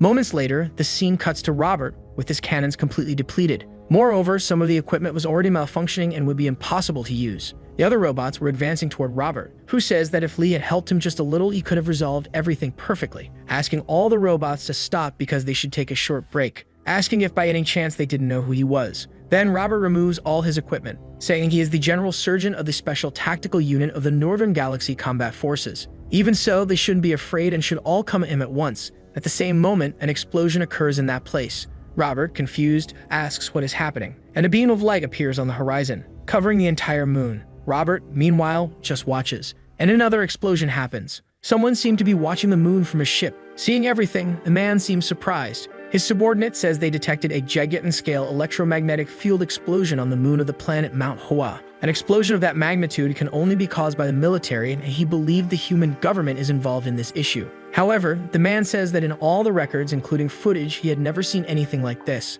Moments later, the scene cuts to another spaceship. It is revealed to be the boy from earlier who was watching the entire explosion. The scene returns to Robert, who, seeing all those robots lying on the ground, wonders what was happening. Even so, he didn't have time to think about that because he still needed to find his captain. At the same moment, another beam of light appears. Behind him, the protagonist appears together with Sirion, who was simply in the arms of the protagonist. Meanwhile, he was just observing the girl. Thus, time passes and the planet ManhwaCapped had returned to normal. The people that were used as test subjects in the experiment also returned to their daily lives. Fortunately, they don't remember anything, as if it never happened. So the old man says it sounds like a mysterious ghost story, asking how the guy could have done that. Then the boy says the only explanation is that they were working with entropy reversal. The old man asks him to explain it in simpler terms, because not everyone was a genius like him. The boy says it's a technology that reconfigures time itself like a loop, and due to the risk of creating multiverses, even experiments were banned. However, he not only completed this technology, but managed to reverse all the subjects used in the experiment at once.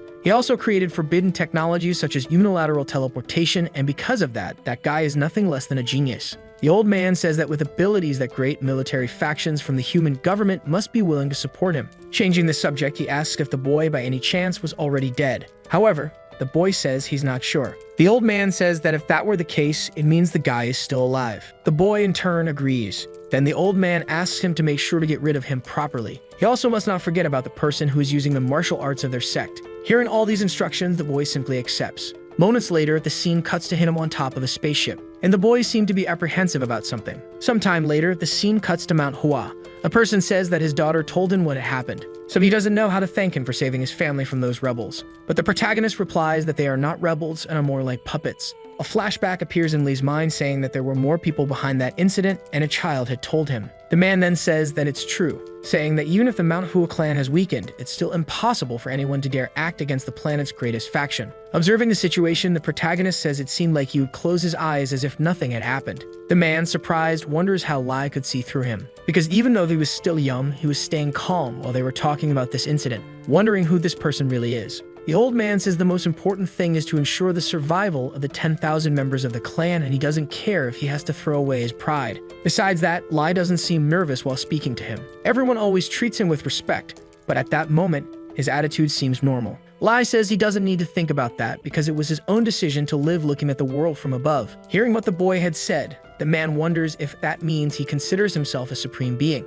Right after, he asks Lai if he could know who he really is. Standing up, the protagonist says that if he's going to live with his eyes closed, he should stay that way because opening them will only increase his problems. After all that conversation, Lai leaves the place. Even so, he wants to ask something because he doesn't know much about the world in this era, asking if there is any technology that can reconnect limbs. Lai is aware that it sounds ridiculous, but he has seen many absurd things lately. Thus, time passes and the scene cuts to a spaceship. Sirion, meanwhile, remained unconscious, apparently inside a capsule. Sunja was watching the girl from afar, analyzing some data on her tablet. Moments later, Sunja leaves that place. Wasting no time, Robert asks how the captain is. However, Sunja replies that it's not good at all. Robert asks why and if by any chance it was only her arm that had been detached. Sunja says that her blood is filled with poison that is produced by her own body, and for that reason, there is no antidote. She tried to neutralize the poison as much as possible, but it's only spreading further through her internal organs. Desperate, Robert says they have to go to the Grand Hospital,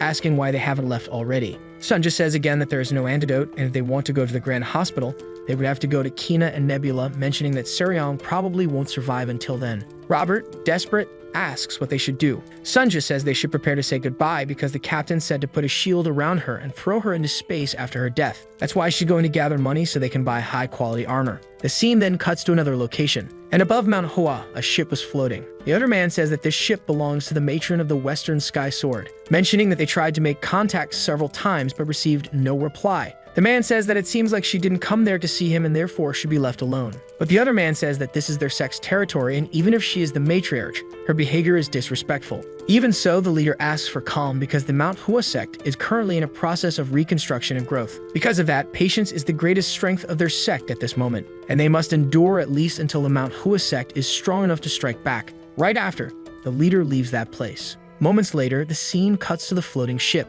The girl says she came to seek an audience with the revered master to discuss a matter, but it seems she might offer unexpected help, because it preferred she could help the girl who was with him. Lee asks if she means she could reattach her arm, and that the world really has changed a lot if that's true. The girl says that it's very easy, and the hardest part is removing the blood poison in her heart that had spread throughout her body. Hearing all that, Lee asks if the girl is from the Tang clan of Sichuan, because it's no surprise that she has such an explosive temper. The girl says it seems he has impressive knowledge, since blood poison is a secret technique of that clan. The protagonist, surprised, asks if she really knew all of that. Changing the subject, he asks her to help, and since she received his request, she should feel free to state her conditions, asking what she wanted from him. Right after, the girl says there's someone she needs to meet, and she'd like Lai to open a path to him. Our hero says her voice was full of killing intent, and it seemed like she was very angry. For some reason, he feels that the person she's talking about is someone he met before, because not long ago he met someone who made him want to beat him to death. But if that person is her target, then she's already late, because the guy was already killed. But surprisingly, the girl says that guy is still alive. The only problem is that he ended up hiding in a place much deeper, where she would need Lei's help. Moments later, the scene cuts to a robot disposal site. Meanwhile, someone was approaching a capsule, apparently with some pieces of clothing in hand. At that moment, something begins to scan the surroundings. An unknown liquid starts leaking from the capsule, which soon after opens completely. An unknown person was inside it. The girl approaching the man congratulates him on returning to life. Then it's revealed that it was that same old man from before. Rachel asks who she was. She replies that her name is Rachel and that she is a vessel of his. Besides that, he should just wait a little until all his memories return. The man, confused, begins to observe the girl, who thinks that Rachel will love her again. Moments later, the scene cuts to another location. The other girl says that place is where the military discards their robots, and that's why the man must be hiding there. The problem is that it's operated by the human government and under the surveillance of their planetary defenses. Lee asks if this so-called human government is similar to an official body, because a child had mentioned the same thing once. The girl says that it's a term that hasn't been heard for thousands of years, and Lee really knows how to spark people's curiosity. Anyway, the human government is an official entity that has a distant, but not hostile, relationship with the martial arts world. Lee asks if that means they don't get too close but also don't stay too far, stating that the elite's habit of maintaining power hasn't changed. Observing the protagonist, the girl thinks that Lee talks as if he were thousands of years old, wondering who he really is. Changing the subject, our hero asks what she wants him to do. She asks the protagonist to divert the attention of the planetary defense forces. The scene cuts to a man observing the explosion, saying he just received a report saying the lab was completely destroyed. It's revealed that Rachel was at that location, saying that they encountered an unexpected problem. So he erased all the evidence, and maintaining the secrecy of that project is his top priority. The man says it seems like his tongue wasn't injured and he can still talk plenty, asking if he'll still stay calm in front of the project's investors, because if they find out he destroyed it, he doubts their lives will be enough to calm their anger. Rachel says the project didn't completely fail, as the Steel City project is just part of the process. They gathered enough data through that procedure, and therefore it can be considered a successful project. Because of that, they should proceed with the main project, whose name is Iron Ganshi. When Rachel starts to leave the room, the man calls him again, asking if he could make something like the one that was beside him. Hearing all that, Rachel remains silent. The man says he's been stuck in the middle of nowhere for a long time and is getting bored, mentioning that if it's difficult to make a new one, he should at least lend it for a few days. About to leave, Rachel says he'll consider the proposal. The other man says that Rachel is treating something that isn't even human as if it were a person, and for that, he is insolent. Moments later, the scene cuts to another place. Seryong, for her part, had already awakened. In the midst of the rain, the girl remains silent, wondering why those memories were so dark. The other girl said she seemed like someone with a frivolous attitude, and it turned out she had been hiding behind a mask all this time. Reaching out her hand to Seryong, the girl told her to hurry up. But Seryong didn't want to do it, saying she needed to protect the transport portal. The other girl said it was an illusion because there was nothing left to protect. She claimed Seryong had lost everything, and that was why she was stuck in that illusion. Even so, Seryong refused to accept it, insisting she had to protect the portal even if it cost her life. Having no other choice, the other girls struck Seryong with an attack, saying that if she persisted, she would have to drag her back by force. The scene cuts to another location with Seryong waking up.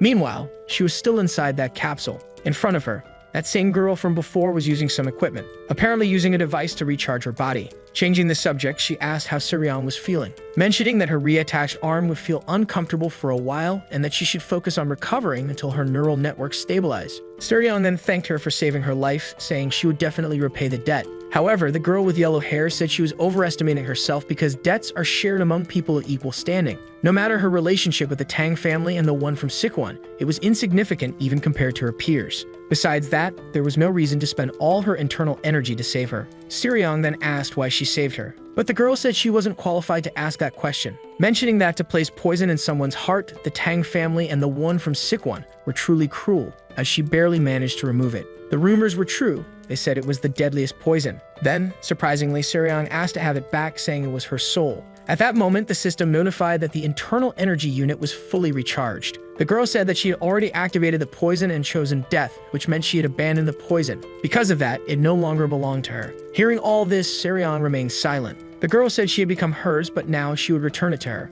In exchange, she had to tell her everything she knew about that man named Lai. Hearing this, Seryong was surprised. Moments later, the scene cuts to the protagonist. The man said the reason he wanted to meet the Venerable Master again was to repay his kindness. Our hero asked him to forget it, as he did it willingly, and a cup of tea was more than enough. The man said he understood, but the roles of debtor and creditor were different, and besides, the ManhwaCapped sect wasn't used to having debts. That's why he would repay it with sincere advice, asking him not to approach the matron of the Western Sky Sword, because she was a venomous spider living in a deep, dark abyss. Moments later, the scene cuts to Seryong. Looking to the side, she noticed that other girl who thought she infected everything around her with darkness. The one with yellow hair told her not to feel relieved for surviving because she would die by her hands. Seryong asked why and whether she had some kind of debt to settle because she didn't remember anything. Then the girl said it was because her mother had saved her. An awkward silence filled the air after that. As Seryong began to walk away, she said the two of them were very alike. Irritated, the girl told her not to ignore her because she would definitely be killed by her hands. Seryong said it did make a difference. Even so, she wanted to know something, asking why she kept speaking informally to her and questioned how old she was. Then the scene cuts back to the protagonist, thanking him for the advice but saying he had to handle it his own way. The man said he didn't know what request she had made, but her true intention was probably something else, that she was surely after someone important to her, mentioning there was a legend that any man who encountered the throne of the Sky Sword would never escape her clutches, all because of the ideals she pursued. Even after everything, he had met that woman in his youth. She was beautiful and radiant, breathtaking even. Though he was already engaged at the time, it was hard to refuse her marriage proposal. Even now, sometimes he still regretted rejecting her. Furthermore, there were rumors that more than 100 men had succumbed to her. All of them gave her their genes. Even so, later she saw the ones who had been abandoned. Because of that, she has another nickname, Black Widow, devouring her partner completely after mating. Hearing all of that, Lee says she probably has made children. The man says it's probably more than 100, as many as the seeds she had collected. Lee asks if that's even possible and wants to know how old she is.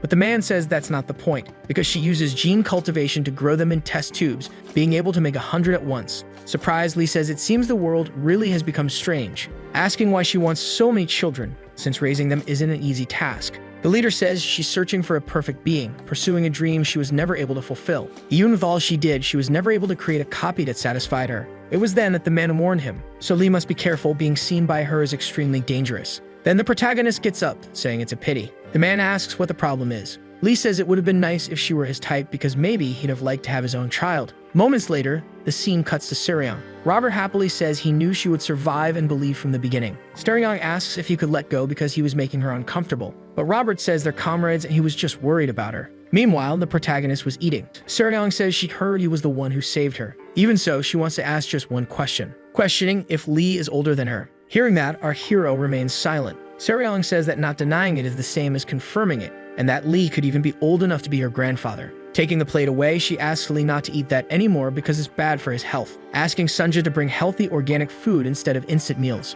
Right after, the protagonist asks her to give it back, that is, if she doesn't want to die. Moments later, the scene cuts to another place. An old man asks what she had just said. The girl says she found out who Lee was because about 2,000 years ago, there was a man who voluntarily sealed himself in a stone chamber in the star system. His name was Lee Jin, and that's extremely similar to the secret of the celestial demon sect. But the old man says that wasn't what he asked, questioning what Lee said afterward. Then the girl says that Lee refers to himself as the supreme celestial demon, leaving the man very surprised by what he had just heard. The scene then cuts to another location. Rachel, meanwhile, was observing a device. A countdown begins for the charge to reach 100%. After that, the data input reaches 100%, and an unknown chip had apparently been designed. Rachel says both the data input and output are stable. Rachel asks how much energy it had. Rachel says the maximum charge is 8.5 cycles, and if the object exceeds its limit, it will enter self-destruction mode. Hearing all of that, the man says that's great, asking it to come to its master. At that moment, the chip starts moving, heading toward Rachel's hand. Soon after, the chip had apparently come to life. Moments later, the scene cuts to a soldier serving coffee.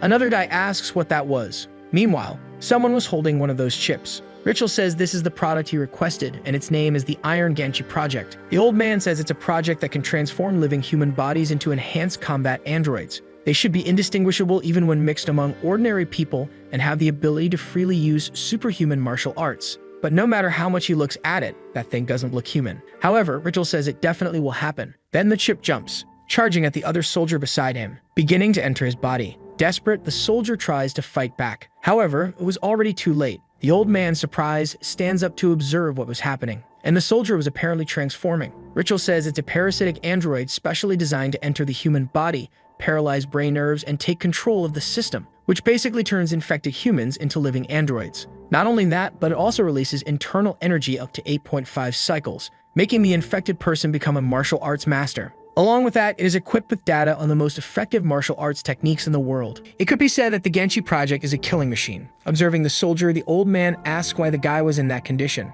because he simply no longer looked like a soldier. Rachel says it happens because the genes are different from the experimental samples. Thus, the immune system resisted, causing his body to become deformed. Right after, the chip exits the man's body, and at that moment, he collapses unconscious on the ground. The leader then begins to examine the chip. Next, Rachel asks them to prepare for the next day. Since the prototype is complete, they needed to show it to the investors so they would stop complaining. The old man asks what kind of nonsense that was, as he had waited 10 years, and they wanted him to tell investors that the 500 million investment resulted in a monster like that. However, Rachel says it's because that thing hasn't met its true master yet and would only function properly when it does, ordering the chip to go to its true master. And in that instant, the chip charges toward the old man, but it ends up passing by him, breaking the glass behind them. As he begins to leave, Rachel asks to inform the investors that they will launch the improved prototype the next day. The scene cuts to the planet's orbit, and something appears to be flying. It's revealed to be the chip, apparently heading to an unknown location. Lee, meanwhile, was inside his spaceship,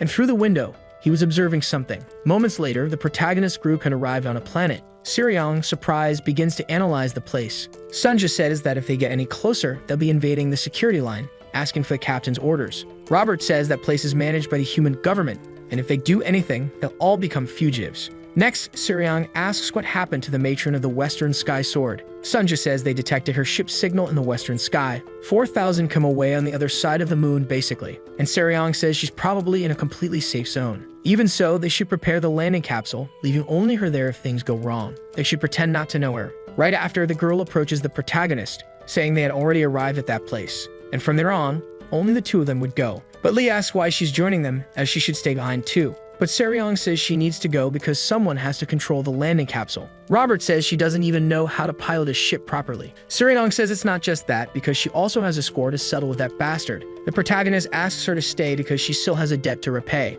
That debt is part of the past, and if she keeps clinging to the past, she'll never move forward. The more she holds onto the past, the farther away the present becomes. Hearing all this, Siriong is surprised. Moments later, the scene cuts to another location. The old man says that according to the report, the Iron Ganchi Project prototype had been completed. They are planning to present it the next day, and it seems like there's a chance of failure according to Headquarters' assessment. Because of that, Headquarters will thoroughly examine the finished product and then make the presentation. Even so, that eye doesn't accept it, saying the demonstration must happen the next day. The old man insists that the report might indicate failure. The eye says the project has already failed like a ManhwaCapped. It had been a failure from the beginning. Even now, the committee is investigating the incident, and they'd be in trouble if it were discovered that they used ManhwaCapped as test subjects. They need to resolve it quickly, regardless of the success or failure of that project. That's why they must remember that no more problems will be tolerated. Then the eye disappears. Frustrated, the old man sits in his chair, saying he should never have alive with that monster. At that moment, an alarm sounds, informing that an intruder has been detected within the border limits.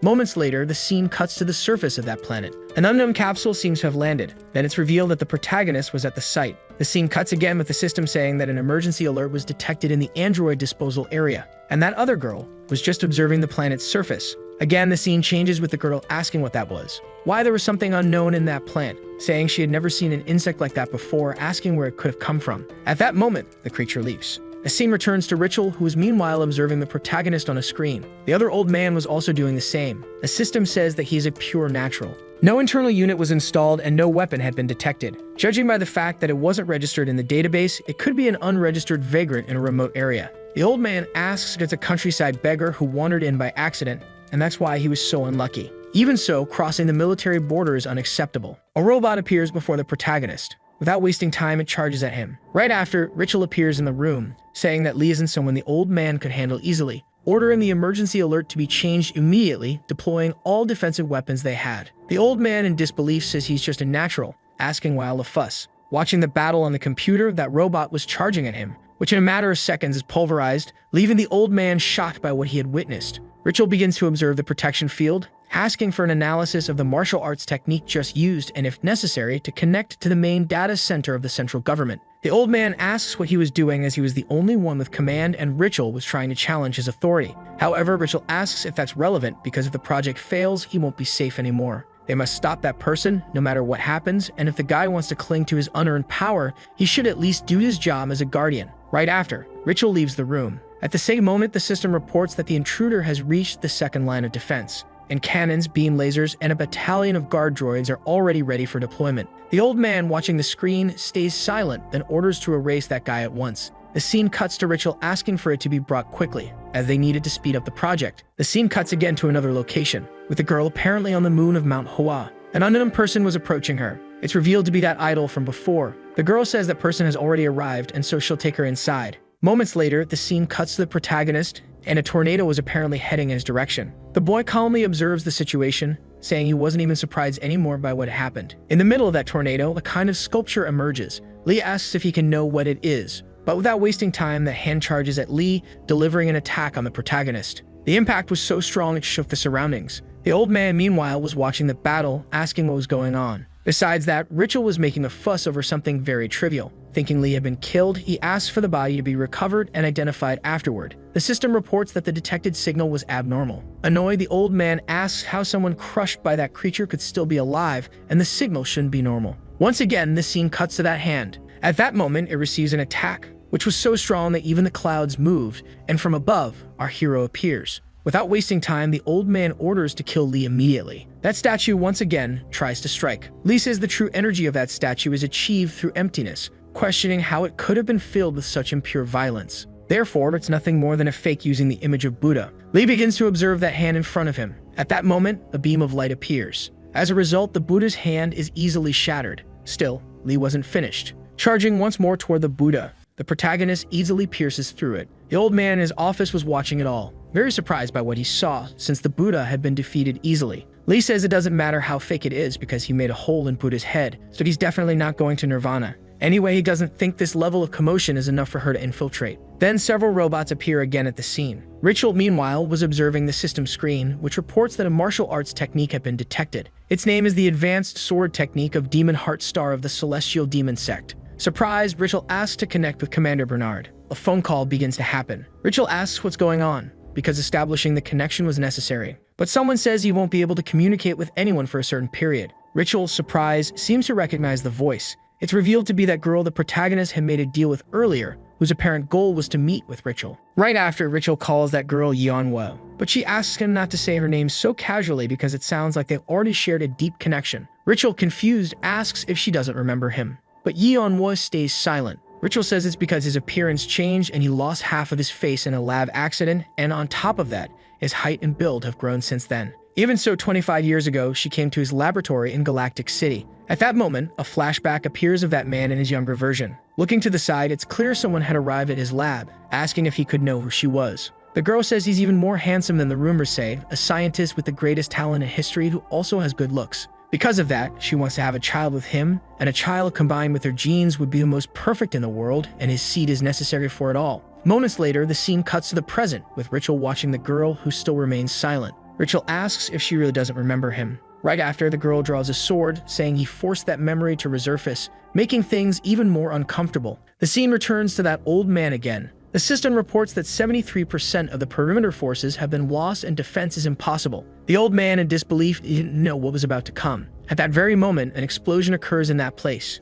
Next to him, our hero appears. The old man asks who the hell he is. He replies that his name is Lee, and since it was written in his report that if there was any problem, it should be brought to him. Changing the subject, he asks where that monster was. The scene cuts back to Rachel asking if she wasn't just a failure, not worth remembering. Even so, that's wrong because it didn't fail and he finally created something. He knows her desire and that insane will to become the perfect and absolute being. That's why he isn't a failure, and she's the only one who ended up losing. Even so, she ended up throwing away her entire life and even placed her heart into finally making it happen. Still, she doesn't even remember him. But at that moment, she strikes with an attack, saying she does remember, but it makes her uncomfortable because he used to talk too much back then. Then a door opens and the protagonist appears in that place, apparently observing something. And in front of him, Rachel was unconscious. The protagonist says it was a clean strike because it really pierced his heart without a trace of hesitation. No matter how insignificant the relationship might have been because there was truly no mercy shown. But Rachel asks him not to speak so recklessly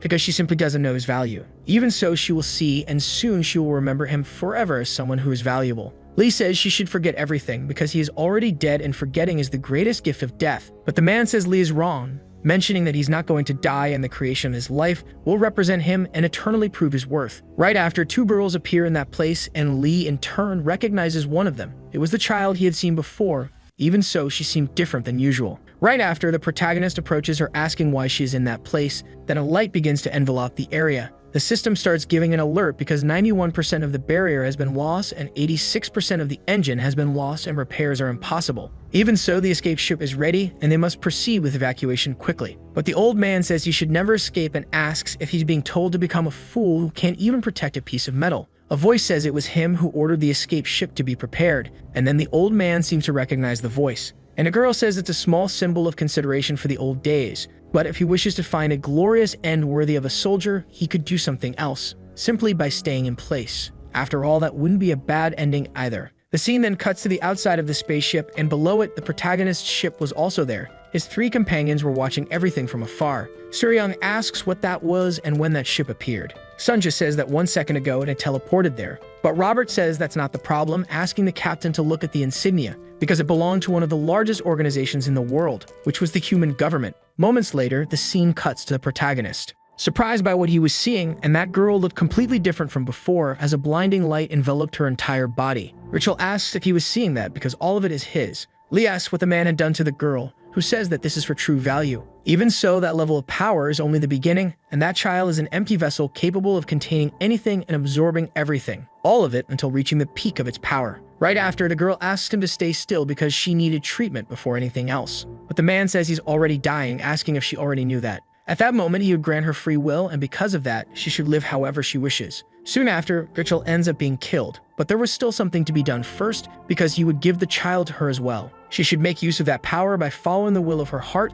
and those were the last words of her master. Hearing all that, the girl remains silent, observing the tiny heart that was in front of her. Right after, Lee says he didn't know what she was trying to do, but she should stop, because a life of madness is more than enough. Regardless of the story behind it, it should simply be ignored. Besides that, she should return that child to its original state, and that would be his final warning. But the girl says he didn't live a life of madness, he simply lived desperately and fiercely. Even so, he shouldn't worry because his life, Lee, is over, and since he gave her free will, then she'll live however she wants, a life she always wished she could have had. Right after, she approaches the other girl, saying that she will grant her freedom as well. Even so, she will have only one order, because she must do something if they meet again, asking her to hug her tightly just like she did before. After that, the idol girl finally returned to normal, and immediately after, she collapsed unconscious on the ground. Lee, meanwhile, watched everything in silence. The scene cuts to another location with the system saying that a Leviathan-class battle cruiser has been detected. Furthermore, it belongs to the inspection department of the human government. The old man, surprised, begins to observe the spaceship, assuming it's probably going to be an orbital bombardment. Sunja says it's a disaster because with a ship of that size, it's probably part of the regular army.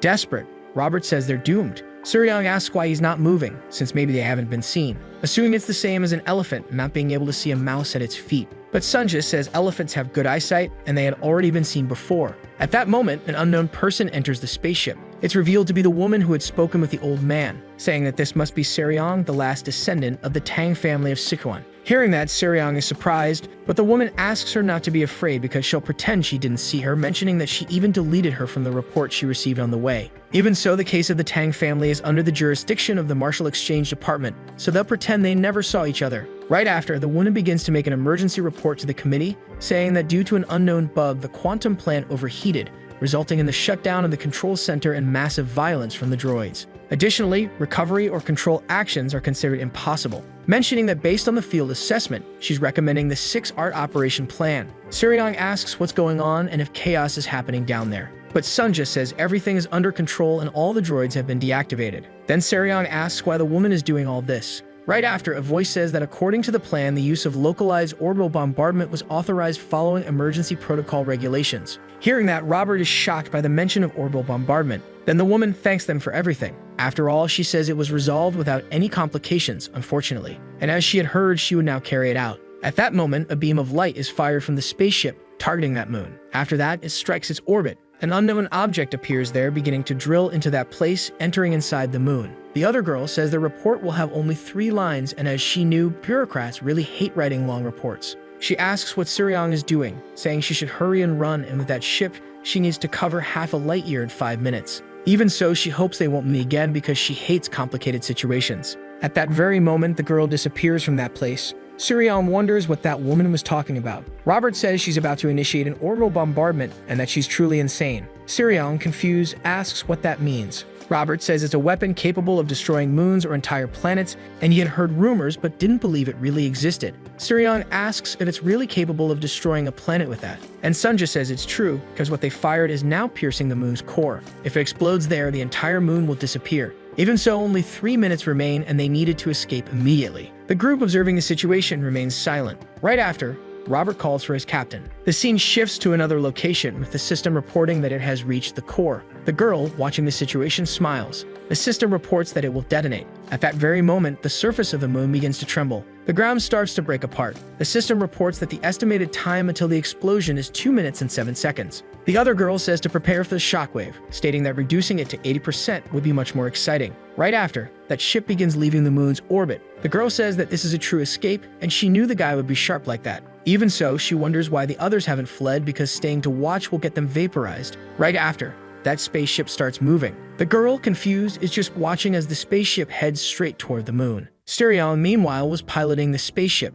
Robert says they're all going to die and that way they can't save him. But Suryong says she's going to live at least until 80 and her fate line is super long. Sunja says that according to the system, she'll live a long and healthy life with no problems up to 5,000 years of age. During all that conversation, the spaceship was flying through the debris of the moon. Sunja says the core explosion has begun and the atmospheric temperature is rising rapidly. Robert says they're already doomed and are now going to be destroyed. Looking at the system screen, Sunja says a survival signal has been detected. The atmospheric temperature was at 700 degrees. At that very moment, the protagonist appears at that place, still alive amid all the heat. In the middle of that situation, our hero says it's bizarre because the heat and chaos resemble the depths of hell. Then a monster appears in front of the protagonist who asks if he was finally approaching death and regrets that it came at this moment because if it had come earlier, he would have happily entered its mouth. However, today was not a good day for that because he had promised to protect the child at any cost. But at that moment, Suryong appears at the scene, telling him to board now. The scene shifts to another location, with the system reporting that the ambient temperature is 1,500 degrees and the explosion will happen soon. The girl says there's no use because once the core fully detonates, the temperature will rise to over 6,000 degrees and no god could survive. Even so, it will be great because she won't have to write any report. The scene then shifts back to the spaceship, with the hatch open for the protagonist to enter. Sunja asks what he's doing because the pressurized door needs to be opened. Meanwhile, the protagonist is holding the girl in his arms inside the ship. Sunja says she can't open it because the internal temperature is over 2,000 degrees and they'll be killed either way. With all that, the explosion will happen in just 1 second. And so the moon completely shatters. The group, meanwhile, watches all that light and moments later, nothing remains of the moon. The protagonist still holds the girl in his arms. An unknown person appears at that place. Lee, in turn, looks upward and a man, meanwhile, was observing him. Lee says it's been a long time, mentioning that he didn't expect to see him again. The man says they were destined to meet even if it took over 2,000 years. The scene once again cuts to another location. The man asks to go ahead and ask his question. It's revealed that it was that same man from earlier. The boy questions how he can be so sure that he has a question. But the man says if he didn't have one, he wouldn't have searched for him there at the edge of the living world. Hearing all that, the boy stays silent. The other man says he is tired,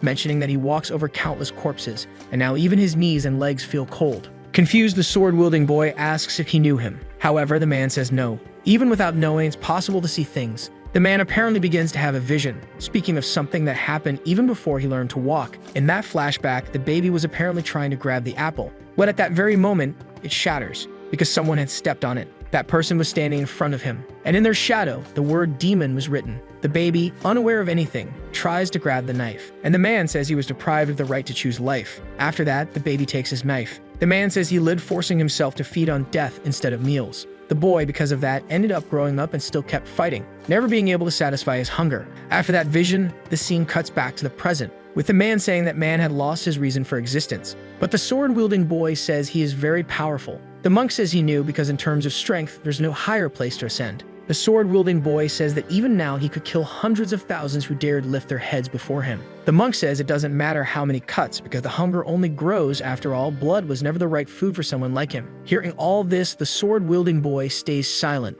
and the monk says he will answer his question. Because even if he wants to stop that purposeless life, there's no one in that era who can end him, and only his own choice can bring such an end. The sword-wielding boy says that if he's telling him to willingly choose death, then his answer is wrong because life doesn't belong to him. And since life doesn't belong to him, even less could death be his possession. Then the monk falls silent. The sword-wielding boy, getting up, says it seems there was no answer. But surprisingly, the monk asks to be allowed to put him to rest, mentioning that since he chose life or death, they would send him to a place where neither exists. It might be a sleep from which he never wakes, but if luck permits, perhaps a new life might present itself. Hearing everything, the boy stays silent. The scene then cuts to the protagonist in the present, where apparently that vision was his. The monk says his appearance is different from 2,000 years ago, mentioning that the dark shadow on his back has lightened, and there is vitality in his eyes, asking if he found a new choice in life. However, he says it was the opposite, for he simply vanished, mentioning that the demon sect has already freed itself from the carvings of darkness and lives under the sunlight. Even so, even the only purpose of his existence disappeared and his life completely lost its meaning.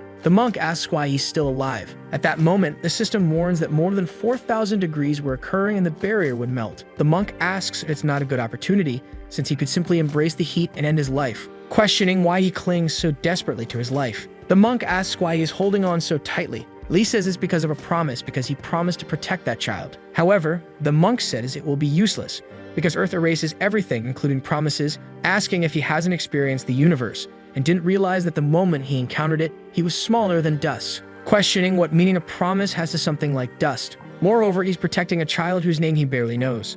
That's why he must let everything go. Even if he fights, he cannot protect her. Lee says he already knew and they would die anyway. Even so, it costs nothing to try until the end. Even if he has to burn entirely until nothing remains, he should at least try. Questioning what importance life and death have. For if death makes someone's life meaningless, then it's just proof that life was lived incorrectly. He had realized it now, because death can never truly end life. Everything, as long as that life can leave behind meaningful memories, even if it's smaller and more insignificant than dust, because life transcends death. The monk says that the boundary between life and death, which was the realm of eternity, has been reached, and a light begins to emerge behind the man. The scene cuts to that spaceship, which was apparently fleeing the orbit of the destroyed planet, and a gigantic light appears around it. That other girl was watching in surprise because the other spaceship managed to escape the explosion. After that, he begins to flee from that place. The other girl continued to observe the light. Seryong, in turn, was doing the same, and in front of her, an unknown person was glowing. His appearance was different because he had gray hair. Moreover, he was holding someone. That person was Lee, but he looked different,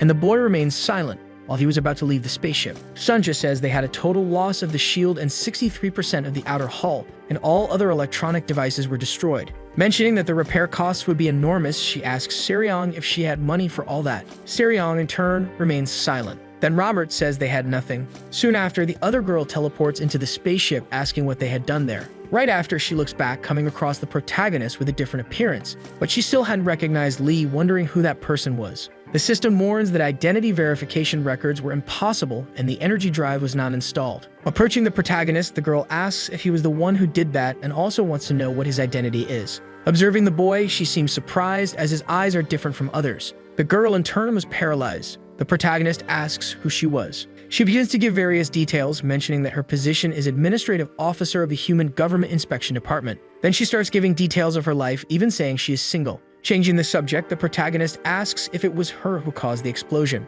She replies that she executed the orbital bombing command but was only following pre-given orders, mentioning that even within the human government, factions are monitoring each other. Hearing all this, the protagonist says he doesn't care and doesn't even want to know about it, stating that because of that explosion, children were harmed and so she must take responsibility by restoring everything to its original state, asking if by any chance she is capable of doing that. The girl quickly replies yes. Thus, time passes and some robots seem to be repairing the spaceship. That girl from earlier was, meanwhile, inside a capsule. Sunja says she had no physical damage and the brainwaves of one of the neural engines seem normal, where she will probably wake up soon. Our hero says it's a relief. The scene cuts to another girl asking who that other person with white hair was. Suryang says she should ask him directly because even she herself didn't know. Anyway, she asks if she is an agent of the 10th Special Security Department since she had never heard of that position. By the way, she wanted to know why the girl had talked way more about her life than necessary. But the girl just asks her to shut her mouth, because if a single word of what she said today leaks to the world, something horrible could happen. Suryang in turn asks what she will do. The girl, meanwhile, was about to say something.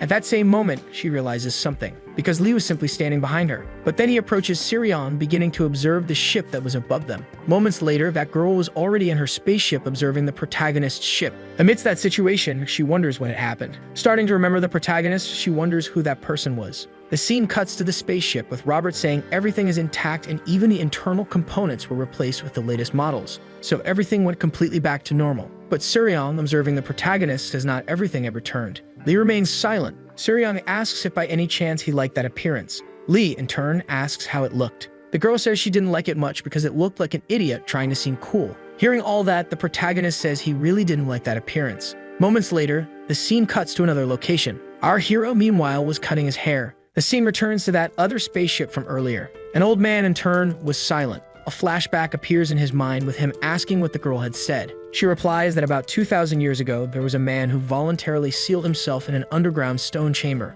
whose name is Lee Mok-jin and is definitely related to the celestial demon sect. But the old man says that's not what he asked, questioning what the man had said afterwards. And the girl states that he had become the supreme celestial demon. The scene shifts to the present, with the old man remembering everything that had happened. Then he presses a button, saying that she was requesting permission to share information with headquarters. A voice says that permission was granted and therefore she must provide the information she is looking for. Thus, Itaki asks to verify if there was a person from her sect who voluntarily sealed himself in an underground stone chamber about 2,000 years ago. After that, the system begins to run some analyses, concluding that there was a person whose age was unknown, but his name is Lee Mok-jin. Observing the situation, the old man says is the supreme celestial demon himself. Right after, a warning screen appears all around the place. The old man, in turn, is surprised. Moments later, the scene cuts to ManhwaCapped planet. The clan leader says he felt very ashamed for not realizing that his own daughter had gone through a terrible situation. An awkward silence fills the place. Changing the subject, the protagonist asks if the child was already safe. The man says they ran a full check just in case, and fortunately, no injuries were found. Most importantly, she didn't even remember what had happened. Moreover, she is currently in the kitchen preparing plum blossom tea, because she always makes it personally to serve the guests. Next, the girl starts observing the tea, noticing that, apparently, something had gone wrong, because the petals were simply disappearing. Right after, she starts spinning around the girl. The scene returns to the man saying that ManhwaCapped will not pretend that the incident didn't happen, and the benefactor's grace is something that will be cherished and kept only in his heart. However, he will also carry the shame along with it, looking at it every day. Lai says that is not shameful because bowing one's head for the safety of your child is a father's duty. Moreover, for a father of nearly 10,000 children, shame is more of a luxury. Hearing this, the man is surprised. Observing, the protagonist thinks that he is different. Although he felt like a giant, his magnitude is incredible. Then Lai says that when dawn breaks, he will leave, and after that, they should forget each other. Right after, the boy begins to leave that place. Even so, the man bows to the boy. Sometime later, the scene cuts to Sirion, who is looking at herself in the mirror. After that, she begins to observe her arm, which had a prosthetic. Right after,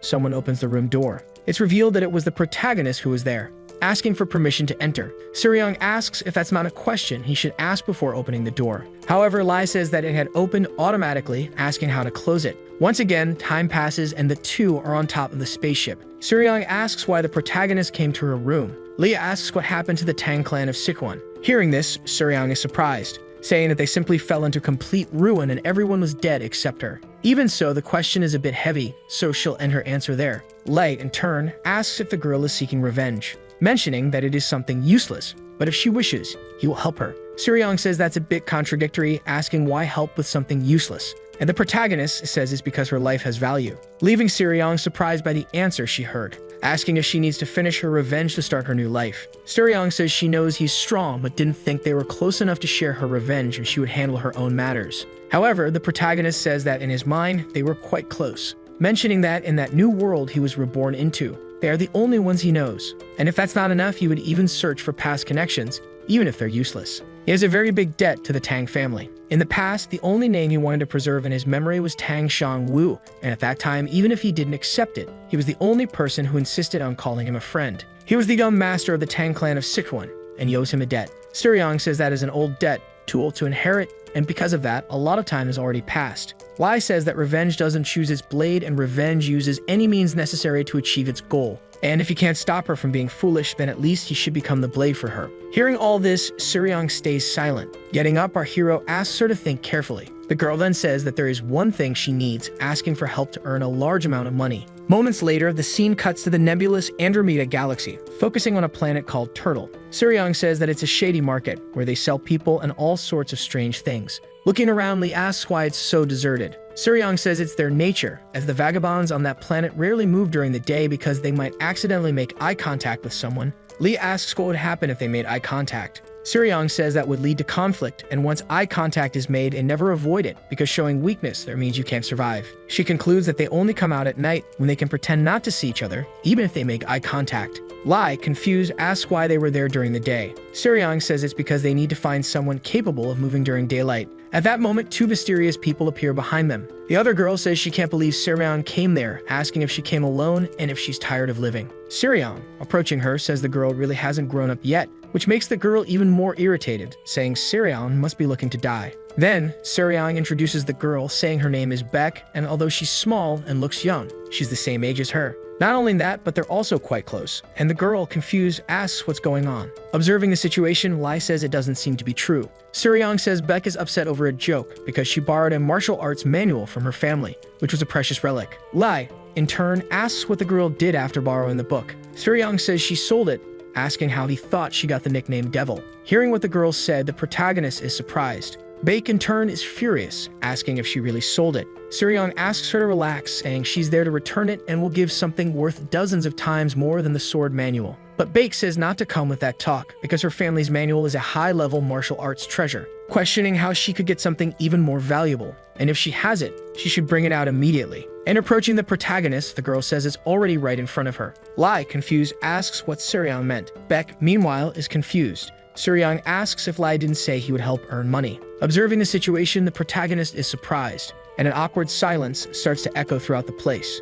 Moments later, the group is walking in an unknown location. Baek says she's not bringing them there because she trusts Suryong, and it's only to make sure she can kill her. Suryong, talking to Lee, says she's just talking nonsense because in truth, she really likes her. Looking around, Lee asks what that place is. Suryong replies that it's the Triad's headquarters and one of the 4 factions that control the Turtle Planet, and that little girl's father is the leader. Then Lee asks to set that aside, saying he came to help and asks what she really needs him to do. Suryong says it's easy because she just needs a high price. Soon after, the group arrives at the place where the leader is. The man, surprised, says it's absurd because he never expected to see Suryong again, mentioning that no matter how much he liked her, he couldn't go against the Triad's laws because she betrayed the organization and stole its treasure. Baek, with a mischievous look, says she had already said before that Suryong would be killed. Then the girl says she didn't steal it, she just borrowed it, and that's why she was there to return it. But the man says that even if she had done that, it wouldn't be enough because debts generate interest. But Suryong asks him not to worry because the interest is substantial. Baek, frustrated, asks her to stop with the tricks and just offer up her neck because she'll make it quick and painless.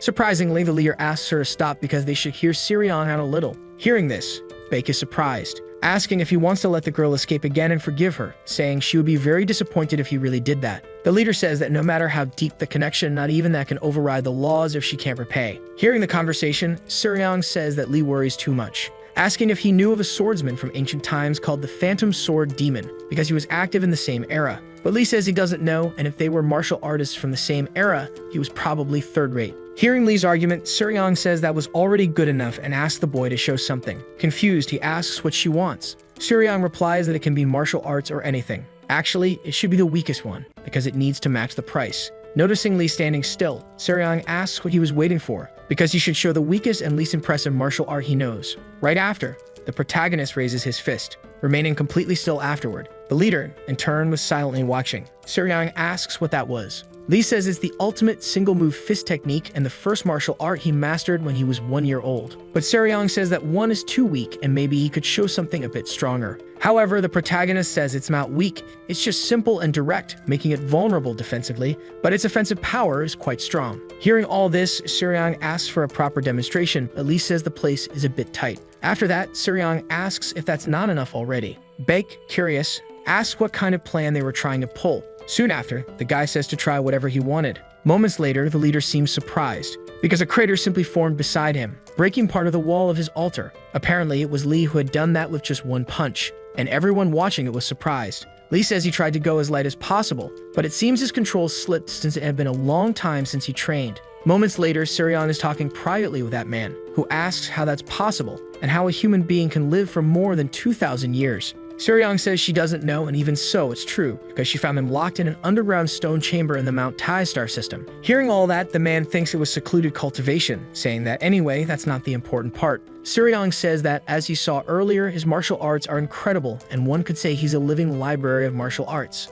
The important part is that he's very close to Suryong and, in a way, can recite some ancient martial arts that could be useful. Right after, the man goes silent. Baek, meanwhile, was just observing. Moments later, the scene cuts to the city. People looking up notice a kind of capsule. A man from afar is walking with a hood. Then someone asks him when the shop opens. The young man, in turn, looks back asking if he was talking to him. The guy says he's the only one around there. The man asks if the boy is provoking him. Calling the guy a kid, the protagonist says not to be afraid and to think of it like talking to a deceased grandfather and respond comfortably. Hearing that, the guy draws his sword. Swinging it down, he says the kid is asking for a fight. Meanwhile, the protagonist stands still, and the other guy seems confused. That sword simply appears on the table. Picking it up, Lai says not to worry because he'll return it later and just wants an answer to his question. Even so, the guy hadn't given up, and advancing toward Lai says he was already dead. But something unknown stops the man from attacking, because a green barrier appears. The man had apparently used an ability with his eye, realizing that his bone had broken. At that moment, he lets out a scream. Moments later, the scene cuts to Baek, who was observing the protagonist being served by an unknown man. The guy says he did his best, but it was his first time cooking. Lai says he put in a great effort, and while fixing his bones also unlocked some meridian points, so he should be careful when circulating his energy. Then the other girl approaches the protagonist, calling the boy by his name. But at that moment, Lai spits in the girl's face. Frustrated, the boy asks what kind of food that is because even boiling water tastes better. Looking ahead, he sees Baek and asks why she's there. She replies that her father said to bring the boy. Lai says it's disrespectful to call the Supreme so casually, and if her father requests his presence, he should come to him directly. However, Baek says it was her own mistake because she asked to invite him and accompany him courteously. Hearing all that, Lai stays silent. Getting up, he accepts the invitation and asks the girl to lead the way. Right after, Baek says she has something to say because she heard that he knows all the martial arts of the ancient world. However, the protagonist says that if something doesn't exist, he simply creates it. Baek, curious, asks if by any chance there's a martial art that reopens the growth plates. But our hero replies that there isn't. Moments later, the group was already in another location. Baek asks if he's capable of creating a martial art to reopen her growth plates. However, Lai says that it's not possible because their bodies carry history and martial arts are about training to live out their destiny in all its brilliance. The girl seems surprised. Then Lai says that there is something similar, and even if temporary, there is a martial art called the transformation technique that can change one's appearance and body. Hearing all this, the girl stands in front of the protagonist, saying she really wants to learn it. Lee asks for a reason to teach it to her. Right after, he starts staring. The blushing girl says it makes sense, and looking down, she says she will guide him. Right after, the protagonist asks if she knows how to make some kind of food that's made with meat. Baek, in turn, asks if a hot dog would do. Our hero says that's fine, asking if she could make one. Without wasting time, the girl agrees. Moments later, the scene cuts to another place, and Suryong, together with the other man, is watching the protagonist eat. The other girl, meanwhile, is giving him a massage. Lai, while eating, seems content. Showing the protagonist to her father, Baek says that he is her master. However, the protagonist says that's not it, asking how simply passing on a martial art technique would be considered mentorship. Hearing that, the other two move silent. Soon after, they sit in their chairs. Baek, in turn, continues to massage Lee's back. The other man, observing the protagonist, wonders if he had been in closed-door cultivation for 2,000 years, and since he had seen it with his own eyes, he couldn't deny it. Changing the subject, the man says he must acknowledge that the martial art he demonstrated is much more powerful than the Phantom Sword Demon's technique. According to Seryong, she heard he was willing to pass on that technique and asks if it's true. But the protagonist says it's nothing special. The man says that if he turns the martial art into a detailed manual, he'll forget the time when Seryong stole and sold the Phantom Sword Demon's secret manual. However, Seryong says that's not fair, because even with high interest added, they would still suffer a huge loss, and he needs to make the deal more attractive. The man asks what she means. Seryong suggests an internal energy drive. Even if it's used, it would suffice. Moreover, she heard rumors that he trades in military-grade internal energy drives, asking if he might have some for them. To be specific, one at the core level would be enough. But the man says that could never be allowed because a core-level drive is a treasure among treasures, and no matter how powerful a martial arts are, that absolutely cannot be accepted. Then the girl extends her hand, saying that there are 5 ancient martial arts, asking if he can easily find around 5 martial arts like the one he showed earlier. But the protagonist says that martial arts are nothing. The man in turn starts thinking about those 5 martial arts. Then Seryong says it will be 10. Hearing all that, the man stays silent, saying that everything must be detailed enough so that anyone can learn it easily, and only then does the product have value. Seryong asks if he can do that, and the boy replies that it's easy, ordering someone to bring paper and a brush. Moments later, the other two are analyzing the scroll, where the protagonist had written the martial arts. However, the other guy seems to understand nothing, asking what that was. Seryong, in turn, keeps observing the paper, thinking that somehow it looks like a failure. Thus, time passes and another elder is analyzing the scripts, even though there were several on that table. Meanwhile,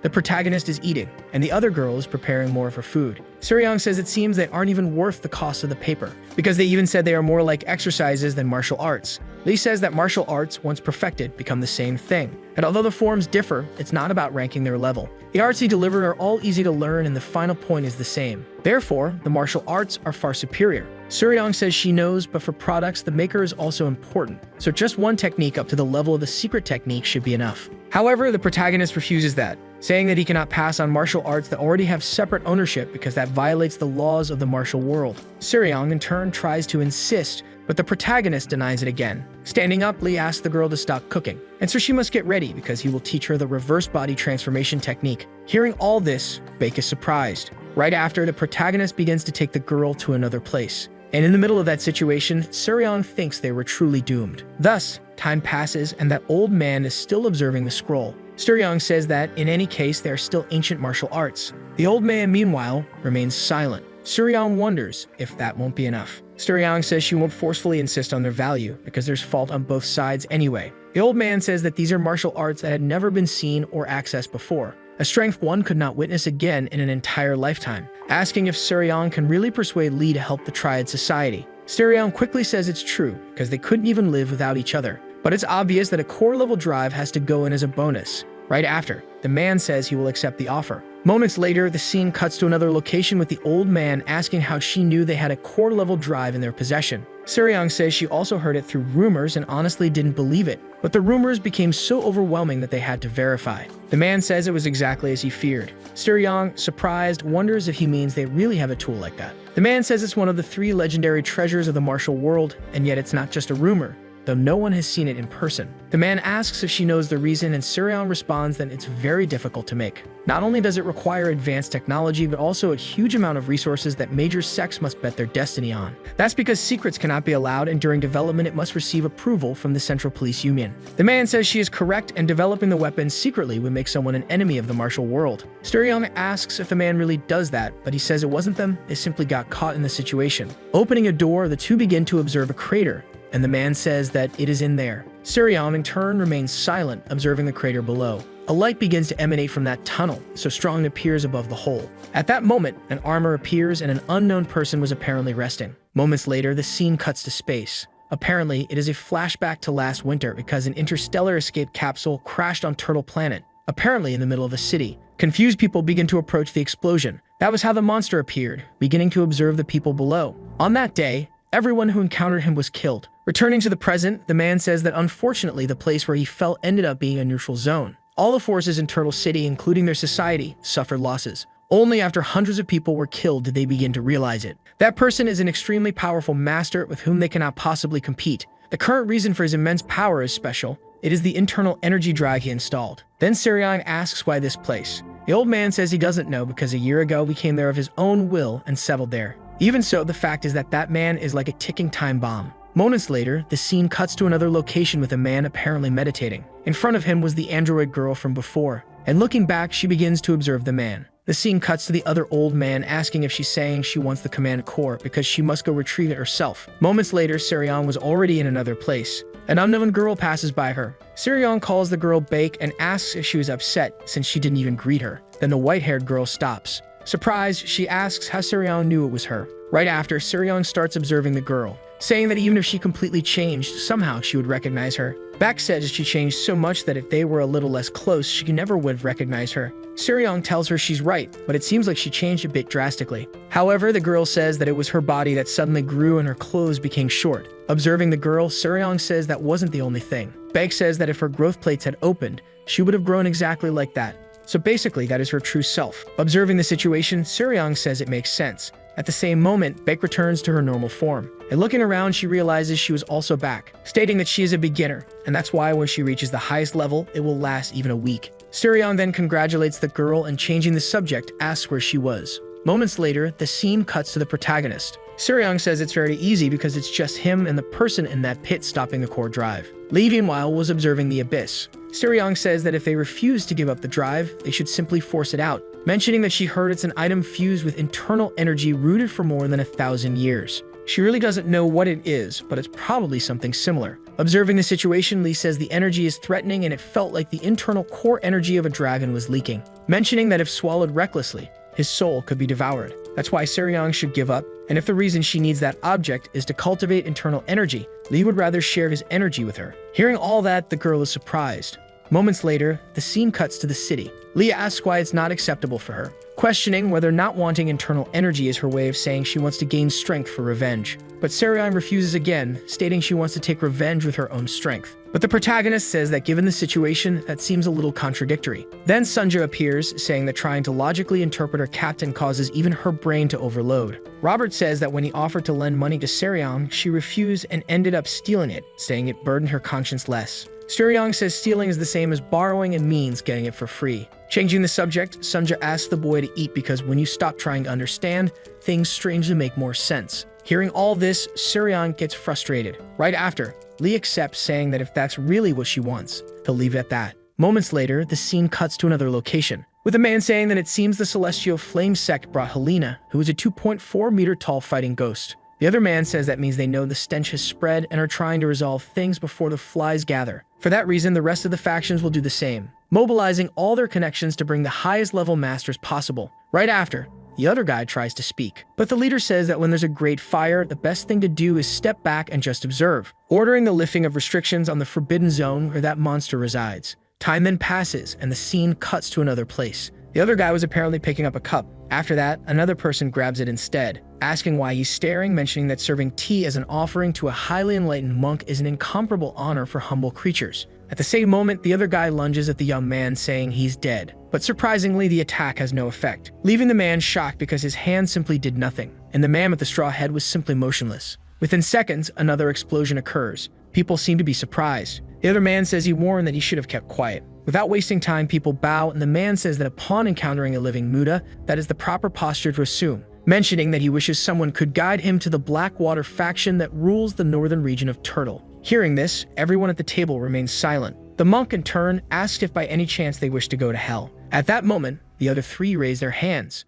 Moments later, the scene cuts again to the crater. That same light remained at its bottom. Then the other man from before appears again, starting to approach the crater, coming face to face with the man from the earlier stories. The man, in turn, uses an ability, beginning to analyze the internal energy of that person, thinking that it's really at a basic level. Advancing toward the man, he asks him to hand over the core, landing a direct hit on the guy's chest. Next, the scene cuts to the protagonist and an explosion happens nearby. Helena, in turn, observes from afar. The other monk was also doing the same, and the beam of light could be seen from all sides of the city. The scene shifts for the man saying the Triad faction lifted all the defenses that were guarding the monster, mentioning that they also issued a stay-at-home order. The other guy says it was a terrible moment, right when the Flame Heaven faction brought the 8-foot fighting ghost, asking if the Triad faction is pulling back its efforts instead, because he can almost hear the schemes of Baek Mu, who was the leader of the Triad faction. The man they were observing was the leader of the southern region of Tortuga, a stubborn and long-lived man named Mogu. His subordinate asks if that meant they decided to withdraw from the central battle,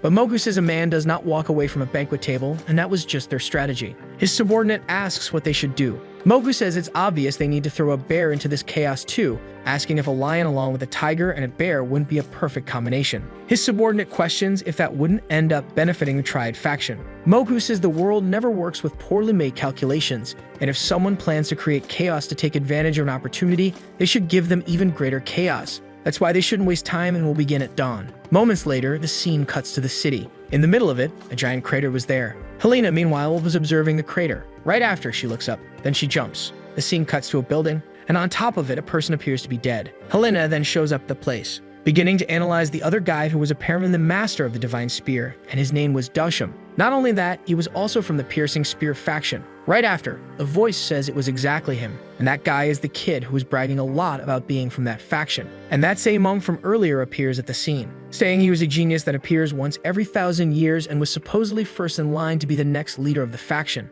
Even so, he dared to put his spoon on Buddha's table first, so he ended up deserving his death. Changing the subject, Helena asks why the guy is there. He says that originally offering food for ancestral rites was a way to ask Buddha to take good care of their ancestors. Even so, it's a much greater banquet than expected, and he had chanted diligently and finally good fortune arrived. Right after, Helena tells him not to get involved if he doesn't want to die. The monk asks how she dares threaten a Buddha who reached nirvana with life and death and doesn't even know what enlightenment is. Even after hearing that, Helena hadn't given up. But the Buddha asks to wait because they should decide the order first. Because even if he's just a kid, he's not someone to be underestimated, but still was defeated with a single blow. And if they fight first, whoever wins will still be injured. Because even with a healthy body, it's hard to deal with a monster. And if they add injuries to that, they might have a chance to finish it off. They can also simply advance alone, and even if they manage to get the monster's energy core, they'd have to be prepared for the wounds. No matter how ignorant she is in everything she's done, because she's heard that phrase that reaping the fruits of others' efforts is already enough. So they should unite to bring down this monster first. But Helena wasn't interested,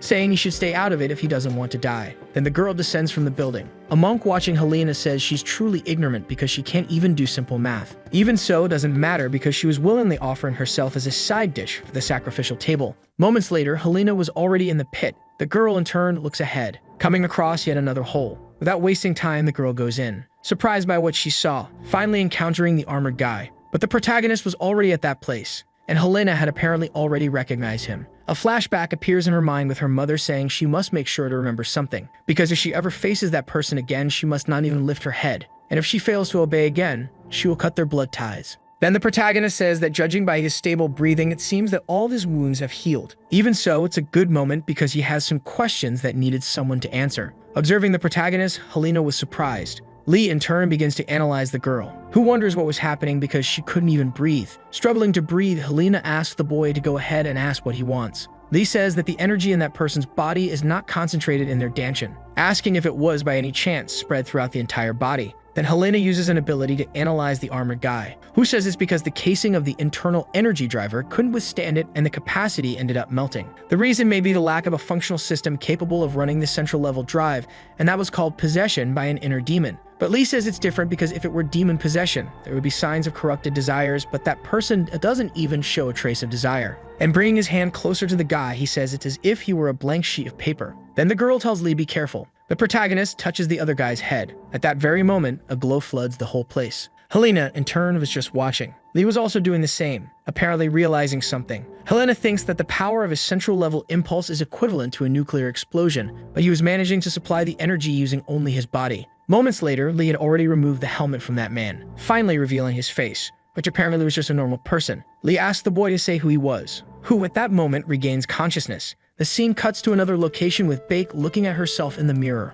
apparently transforming into her other form. A glow appears in that place. The girl finally returns to her more developed form, asking how she looked as that is her true self, a fully adult version of herself, and if, by any chance, he liked that. But when she looks back, there was no one there. The only thing there was an old photo. Baek wonders where he had gone, starting to observe the boy who was in the photo. After that, she begins to cry, because she hoped he would return soon and even transformed like that, but there was no one there to see her. Then the scene cuts to Lee again, still observing the unknown guy. Lee says they say the eyes are the window to the soul, asking why his eyes are so empty. Approaching the protagonist, Helena says that no brainwave activity is being detected, and the unit overload seems to have melted his brain. So he is no longer a living person and only pure instincts remain. However, Lee says that if the instincts are alive, the memories that govern those instincts still exist, which means his life is not over, asking how they can remove the wretched object that took over that child. And the girl says it is lodged deep in the heart and must be ripped out by force. Lee, surprised, asks if that wouldn't kill him, and if by any chance there isn't another way. However, Helena says there is no other choice but to do it. Hearing that, Lee falls silent, and placing his hand on the guy's head, says that there is no way to save him. But if he had any last words, he would listen. The boy, meanwhile, seems to be trying to speak. Lee says he must focus, mentioning that it could be dark and blocked, but even so, he must dig deeper. And the more precious the memory, the deeper it will be buried. Our hero, meanwhile, seems to be suffering some kind of consequence, and Helena realizes that he was transferring the corrupted energy to himself. As a result, Lee's body was consuming everything. Even so, that other boy remained with his cold expression. Soon after, Lee asks the boy if he found it, who still remains silent, but apparently remembered something. A flashback of Bach with the other boy appears, and at that very moment, a butterfly lands on the spot, on top of the boy's head. Moments later, the two are walking through the forest. The scene cuts to Bake observing the butterfly. Then someone grabs the insect. An unknown man appears, saying he had caught it. Hearing everything, Bake remains silent, and starting to walk away, asks to just leave it alone. The boy asks the reason for all that. Bake questions who had asked for his help, as she could have handled everything on her own. The boy, hearing that, is surprised. Even so, he continues to follow Bake, asking why she was upset, because if he had done something wrong, she should say so. Still, Bake remains silent. The boy asks if her feet were hurting and if, by any chance, she wanted him to carry her on his back. The girl then gets very irritated, asking if he thought she was a child. However, the guy says that's not it, because he knew she was an adult and never thought she was a child. Starting to walk away, Bake says not to look for her anymore, because he won't find her until her growth plates open. Hearing everything, the boy remains silent, continuing to watch back. Thus, the scene cuts to the present, and that unknown boy apparently knows Bach, who in turn remains with her hand absorbing all that energy. Even so, the boy still had that cold expression. Right after, he starts looking at his helmet. At the same moment, someone starts laughing. The scene cuts to an old man who had already been defeated. Apparently, it was the boy who had done it. The old man, watching the other young man, says that he was alive. The boy says it's true, but even so, the other knights had already been killed. However, the old man says there was no problem because the enemy was also annihilated. Wasting no time, the other boy goes to help the old man, who asks not to be called commander anymore. After all, the order of knights had been annihilated, so their leader could no longer remain. Even so, he was curious, asking how the boy survived and came out unscathed in such a fierce battle, asking if he had been hiding by any chance. And the boy, without hesitation, responds that he had. The old man says he doesn't understand because in all these years since joining the knights, he had never once hesitated to go into battle,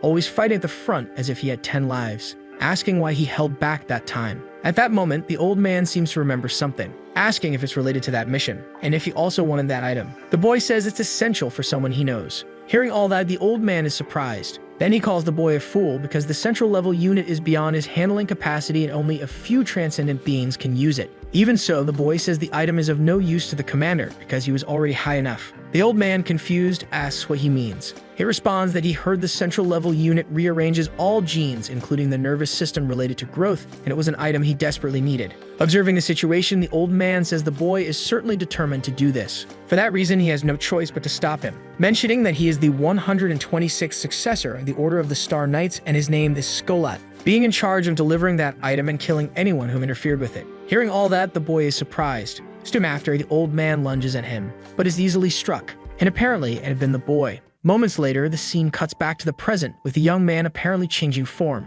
Lee still remains silent. Then he asks him to control himself because a demon has taken root in his heart, and for that reason, he has to suppress it. The boy soon begins to scream in pain. Helena, in turn, was just silently watching. The scene cuts to outside the city, and from that crater, an immense light could be seen. The light was so strong that it rose above the buildings. The monk, meanwhile, was watching from one of the buildings, wondering what that was. Soon after, the light even curves, and a light of another color appears in that place, apparently red. Beginning to follow that other light, it is revealed that it was Lee asking that person to stop. Meanwhile, the monk was just observing, watching those two lights about to collide. The scene cuts to Seryong's ship. The group, meanwhile, was eating. Robert asks how long it had been since they ate out because he was truly emotional. Sunja asks him to savor it slowly because she sold 2 air filters to be able to buy that food. Seryong asks her not to be so harsh because it's just a taste they enjoy only once a year, wishing Robert a happy birthday. Sunja asks what she means and why she's enjoying someone else's birthday. But the girl says she's not doing that and Robert is eating what he likes.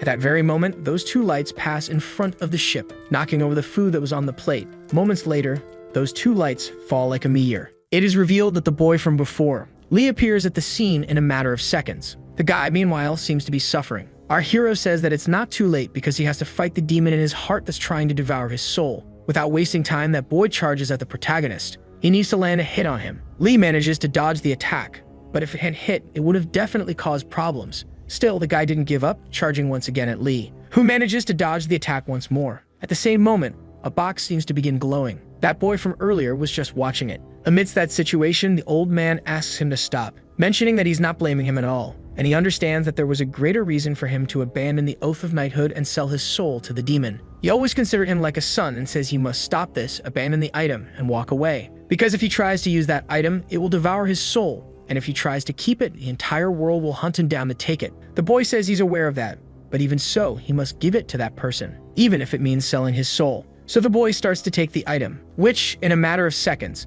seems to begin taking control of his body. The scene cuts to the present, with the boy charging at Lee, who thinks something must have happened after all. After that, our hero takes a battle stance, and striking the boy, asks him to stop. Thus, an explosion occurs. The scene cuts to Beck, who is apparently surprised by something, because she was able to see that light from afar. Even the massive explosion could be seen from the horizon. The scene then shifts to Helena, trying to reach the location of the battle, looking ahead as she comes across some of the traces of the attacks, and that other boy had already been defeated. Standing before him was our hero, who says that Helena had said the boy's heart was different. Helena says that's exactly right. The protagonist says that means to remove it, they must extract his heart. Then the girl pulls out a device saying that using the unit extraction tool, they can remove it without contamination. So she might be able to do that for him. But our hero says he can't do it because it's an act that involves taking someone's life. Besides, things that are etched into the heart must be done personally. Hearing all that, Helena goes silent. Lee, in turn, starts to approach the boy, saying that it's karma as well, and bringing his hand closer to the boy's heart. He says he should just close his eyes and rest in peace, because instead of taking his life, he will assume his own karma, going to Helena's place. At that very moment, Surion appears at the scene, asking the protagonist to stop. Helena then notices the girl, who, meanwhile, shows a worried expression toward Lee. She asks if, by any chance, she knows the child. Surion, in turn, was hesitant with her words, and in a matter of seconds, Beck appears at the scene. Recognizing the person who was there, Beck begins to approach the boy. Surion says that he is the girl's childhood enemy, and they were always together, but one day he suddenly disappeared. The strangest part is that after he vanished, Beck changed. She used to be distant and cold, but then became someone who smiled a lot. But to her, that smile always seemed like it was just crying. Meanwhile, Beck remains watching the boy, who then asks what he had done, asking him to look at her. She asks if it's because they were apart for so long that he doesn't really know her anymore. The boy, meanwhile, seems to be trying to speak. Beck just asks him to look at her, asking if he still recognizes her. But Helena says it's useless because his brain has completely melted, asking how he could still have any memory. Even so, the boy tries to speak. At that very moment, he lifts his hand, leaving Helena surprised by what she saw. Beck says she knew the boy recognized her, starting to approach the boy's hand, but Surion appears to stop her, saying that his drive is damaged and the contaminated radioactive energy is leaking from his body, but Beck says that even so, he is still her friend. Hearing that, Surion is surprised. Beck continues staring at Surion. Letting go of the girl's hand, Surion says even so, not to do it. Meanwhile, the boy still had his hand raised. Beck in turn was saying goodbye to her friend. Amidst that situation, Helena says they have to stop. However, the protagonist says no, mentioning that some bonds are destined to be everything. Meanwhile, the hands of the two are about to meet. The boy closes his hand, telling her to take a step back. Hearing that, everyone is surprised. At the same moment, a flag appears at the scene. Several flags begin to descend from the sky like meteors. After the sound, a gigantic structure appears. Surion, confused, asks what that was. Observing the situation, Helena realizes it's a barrier. Thus, the protagonist strikes it, destroying the thing completely. But surprisingly, the other boy also disappears, leaving everyone shocked by what they had seen. Moreover, only a single piece of paper remained. Our hero says that is the Shaolin's primordial formation, asking if someone had inherited his martial arts, for it must be a master close to the transcendence realm. Hearing all that, Helena is surprised, remembering that monk from earlier. Soon after, the scene cuts to the headquarters of the Black Faction. The monk from earlier, meanwhile, was inside a building and two unknown beings were behind him. The monk says that Buddha crossed from hell to get there, asking why they couldn't wait a little longer before heading to hell themselves. Soon after, the monk starts analyzing a person in front of him, who, at that moment, stands up. The monk, pleased, says it seems someone left that person alive in order to repay a debt. Even so, the guy is quite large and his chest should be deep enough to store a good sum. Then the man stands before the monk, recognizing that he is the emperor of the Eastern Sky Fist. The monk, calling the man senior, says it's been a long time since they last saw him. The man asks if the monk knew him, and the monk says he's just an acquaintance, for they merely crossed paths. Nothing worth remembering. Annoyed, the man demands a proper answer, striking the monk. Even so, the monk manages to defend himself. The man asks if that is the Vajra technique, then he must be one of those damned Shaolin monks. And by his martial death, he must be a direct disciple. Mentioning that he vaguely remembers a child who used to serve alongside the great Shaolin elder 20 years ago, and so that person was probably him. Then the monk says that he had mentioned having an acquaintance who is neither close nor distant. However, the man says it goes deeper because if he is a disciple of that person, it gives him a reason to spare his life. Mentioning that the thing behind him appears to be a central level drive, and for that reason, he should leave it behind. The monk remains silent. Then the man asks why he is still standing there instead of running for his life. The monk then raises his hand. The man, confused, asks what he's doing, and the monk questions if he shouldn't settle the account, saying the remaining payment is 85,000 credits. The man is surprised, saying he must be asking to die, asking how he dares threaten a Buddha who has already attained enlightenment through life and death, and because of that, he's starting to worry the monk may have lived too long and gone mad. At that very moment, he strikes the monk, but the monk uses a technique to defend himself. Managing to block the attack, an explosion follows. Then the scene apparently cuts back to the present, with the other man observing the explosion, saying that old fool really raised his little pup the wrong way, and since he himself wished for death, he shouldn't blame him for granting it. About to touch the drive, the monk asks him to take his hands off, because the bill still hasn't been fully settled. Looking back, the man is surprised because the monk was still standing, albeit with some injuries. Observing the monk, the man says he's insane. The monk, still injured, says the remaining payment is 85,000 credits. Mentioning that, according to the rules, since the initial contractor paid the deposit, the contract can be nullified. However, he is now officially recognizing him as the successor contractor. Before finishing his words, the monk gets hit by an attack, and the man tells him to keep talking, saying that if he just pays the rest, he can talk all night long if he wishes. Then the monk seems to begin using a chant. The man says that is a martial arts technique that was banned even in Shaolin because it carries the energy of the unorthodox path. But the man says that martial arts are meant to kill anyway. Even so, it was expected because that martial art didn't work on him since he has an indestructible body. However, the man says that even so, it still hurts and delivers the final blow to the poor monk. The man asks if he still has anything left to say, but the monk continues to remain silent. Even so, he raises his hand. The man, irritated, begins to unleash several blows on the monk. Moments later, the scene cuts to the city. The drivers from before were still inactive. Soon after, some drops of blood seem to have reached them, and they apparently begin to glow. Meanwhile, the other man continues to strike the monk, who had already been dead for quite some time. The man, frustrated, wonders why every person he meets seems so eager to reach nirvana. Soon after, the man looks to the side, and those drivers were already disappearing, turning into nothing more than mere paper. After that, the man grabs the item, saying that even in death, the monk is still using cheap tricks. Starting to ingest the paper, the man says it's useless. And at that very moment, the man begins to disappear as well. Thus, time passes, and a voice says that the man had been killed. It's revealed that the protagonist and his group were at the scene. Styrion, observing the situation, says someone killed the man and then kidnapped the others. Helena says that if someone was capable of putting the monk in that state, it's probably an unbelievably skilled master, assuming it's the Emperor of the Eastern Sky Fist. However, Lai hadn't given up, saying that he's still alive. Styrion, surprised, asks what he means by that. Our hero says that he's gravely injured, but there's still a faint trace of life. Soon after, he speaks to the monk, saying he knows he was conscious and asks where the children were taken. But right after, the man raises his hand again. Then the scene cuts to another place with a boy catching a butterfly, telling Bai that he was the one who did it. Soon after, the girl extends her hand and the boy places the insect in her palm and she begins to observe it. Her friend asks why she has that expression and if she doesn't like butterflies. With tears on her face, Bake says it's not that she doesn't like them, but it's just not fleeing. So Bake says that none of this is real. The boy says she's right, mentioning that his chest isn't burning because it used to feel like a ball of fire. Even so, she shouldn't cry because they should be happy to have reunited again. But Bak doesn't want to accept that because when she wakes up again, she'll have to lose the boy once more. Hearing everything, the boy remains silent and the only thing he can do is apologize. Moments later, Bake was sitting beside him. The boy says he never thought of her as a child because she was always the most mature.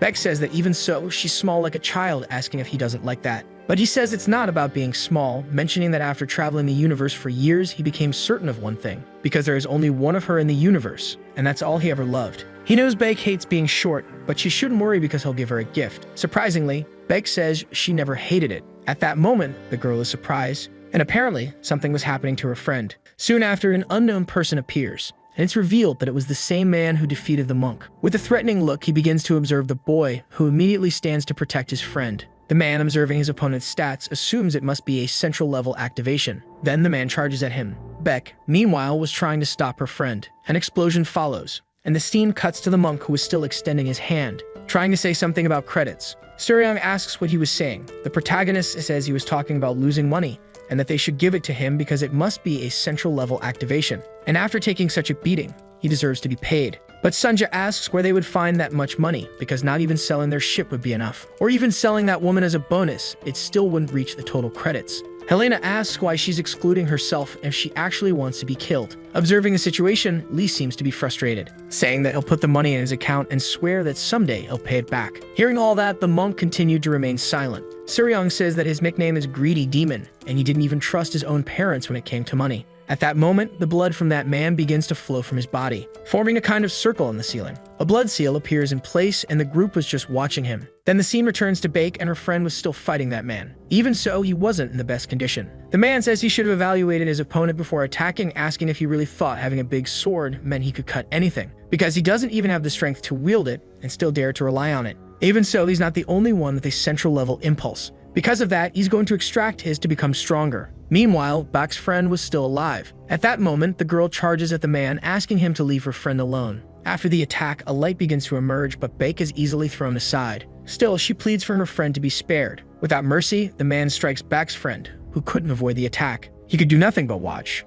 Right after, the boy falls to the ground unconscious. Meanwhile, the man is holding his heart. Then he looks back. Coming face to face with the protagonist group, Suryong begins to look around, noticing the other boy unconscious on the ground. Angrily, Suryong tells the man to step away from him, launching an attack at him. But without wasting time, he uses his fire abilities, easily countering. About to strike Suryong, but at that moment Lee appears, managing to defend the attack effortlessly, leaving the man frustrated with what had just happened. Our hero continued to calmly assess the situation, and the man, observing the protagonist, thinks that's a technique of internal energy transfer. Helena says the man is the Emperor of the Celestial Fist of the East, an unparalleled master known along with her mother as one of the 5 Supreme Masters. Ignoring the whole explanation, Lee continued walking calmly. The man, surprised, begins to analyze Lee's stats, but his identity and everything else were unknown. Even so, the boy doesn't have an internal energy driver installed, so he's just a pure natural. Even so, he can use the internal energy transfer technique, which means he's different. Lee says the man's body is solid as steel, and that's why he mastered the Iron Robe technique. The man, surprised, wonders who the protagonist really is, then asks him directly who he truly is. Our hero says he'd love to reduce him to trash, but unfortunately, he doesn't have a good enough reason according to the rules of the martial world. So they'll leave him a chance, asking him to drop what he's holding and walk away while he can. Without wasting time, the man refuses, asking if Lee is crazy. But at that very moment, he's surprised because he was struck in a matter of seconds. After that, he falls to the ground. Lee tells him not to give a reason to be beaten because that's exactly what he wants. Hearing everything, the man is furious, asking how the protagonist dares to do that. Then begins to summon his flames. Observing the situation, our hero tells him not to. The man, enraged, asks if that isn't exactly what the protagonist wanted. At that moment, he destroys that core, leaving everyone shocked by what they saw. Without wasting time, the man charges at Lee, who, in a matter of seconds, takes a hit. Still, that's not enough for the boy because he continues to strike the man several times until he can finally satisfy his fury. Helena and Suryong continued to watch it all. Moments later, Lee calmly observes the man who had taken a massive beating and falls unconscious to the ground. The scene shifts to Beck, who was holding her friend who still appeared to be unconscious. Lee says they need to take the girl, but Suryong says she'll never move, not even until her last breath, so they'll have to drag her away even by force. Then Lee approaches the boy, asking her to move aside, mentioning that he'll let her say goodbye, and after that, she must step aside. Time passes, and Lee was apparently using something to help the boy. Suryong, watching from afar, asks what the protagonist is doing. Helena says it's impossible because the boy is trying to use Return to Origin on him. Suryong asks what that ability means. Helena says it's the state of becoming one with nature itself, since nature is the origin of everything, even the cycle of life and death. Surprised, the girl says she thought that was only a legend, but that man is really capable of it, wondering who Lee really is. Who, meanwhile, was meditating, thinking that he will channel his origin energy to replace the lifeless bloodstream, asking to borrow his life so that he can glimpse the world once more. Time passes again, and the boy had apparently already regained consciousness. With tears on her face, Bake watches her friend, saying he can ask for anything, and even if it were 1,000 requests, she would do them all. The only thing the boy asks is for Bak not to cry,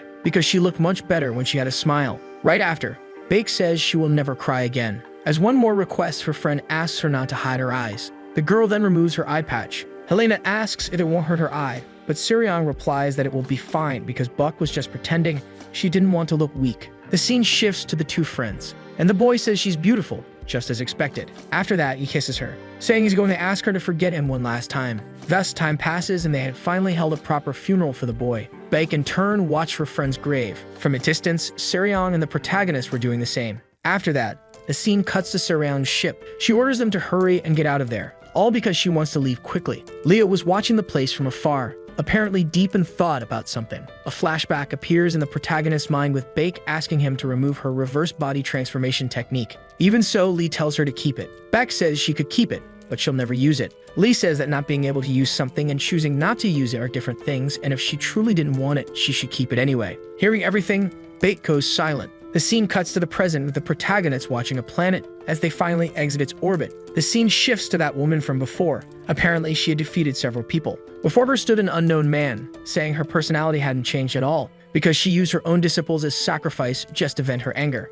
mentioning that those children probably called him there to give her a central level drive as a gift. However, the man says they're not his disciples since he only taught them a few tricks to make them more useful. Yanhwa says that if that's how he sees it, then there's nothing more to say, and either way, she must admit that his reputation as the bearer of the indestructible Vajra body was well deserved. Irritated, the man says if she came there to provoke him, then she's wasting her time because rage only makes him stronger. However, Yanhwa says he's mistaken. After all, she didn't come to mock him. She came to give a warning, because he must stay away from that person who belongs only to her. Starting to walk away, she warns that if he ignores the warning, he won't be as lucky next time. Meanwhile, the man seems to be in a lot of pain. Yanhwa says the world believes his Iron Road technique is truly indestructible, but the Iron Armor technique is actually a martial art that gathers all the body's weak points into a single hidden point. Asking why he thinks Lee kept punching his whole body but left his left forearm, his vital point, untouched. That's why he should pass that message on, because if he ignores the warning, she'll strike that point without hesitation. Then the girl leaves the place and the man appears apprehensive. The scene shifts to Suryong's ship.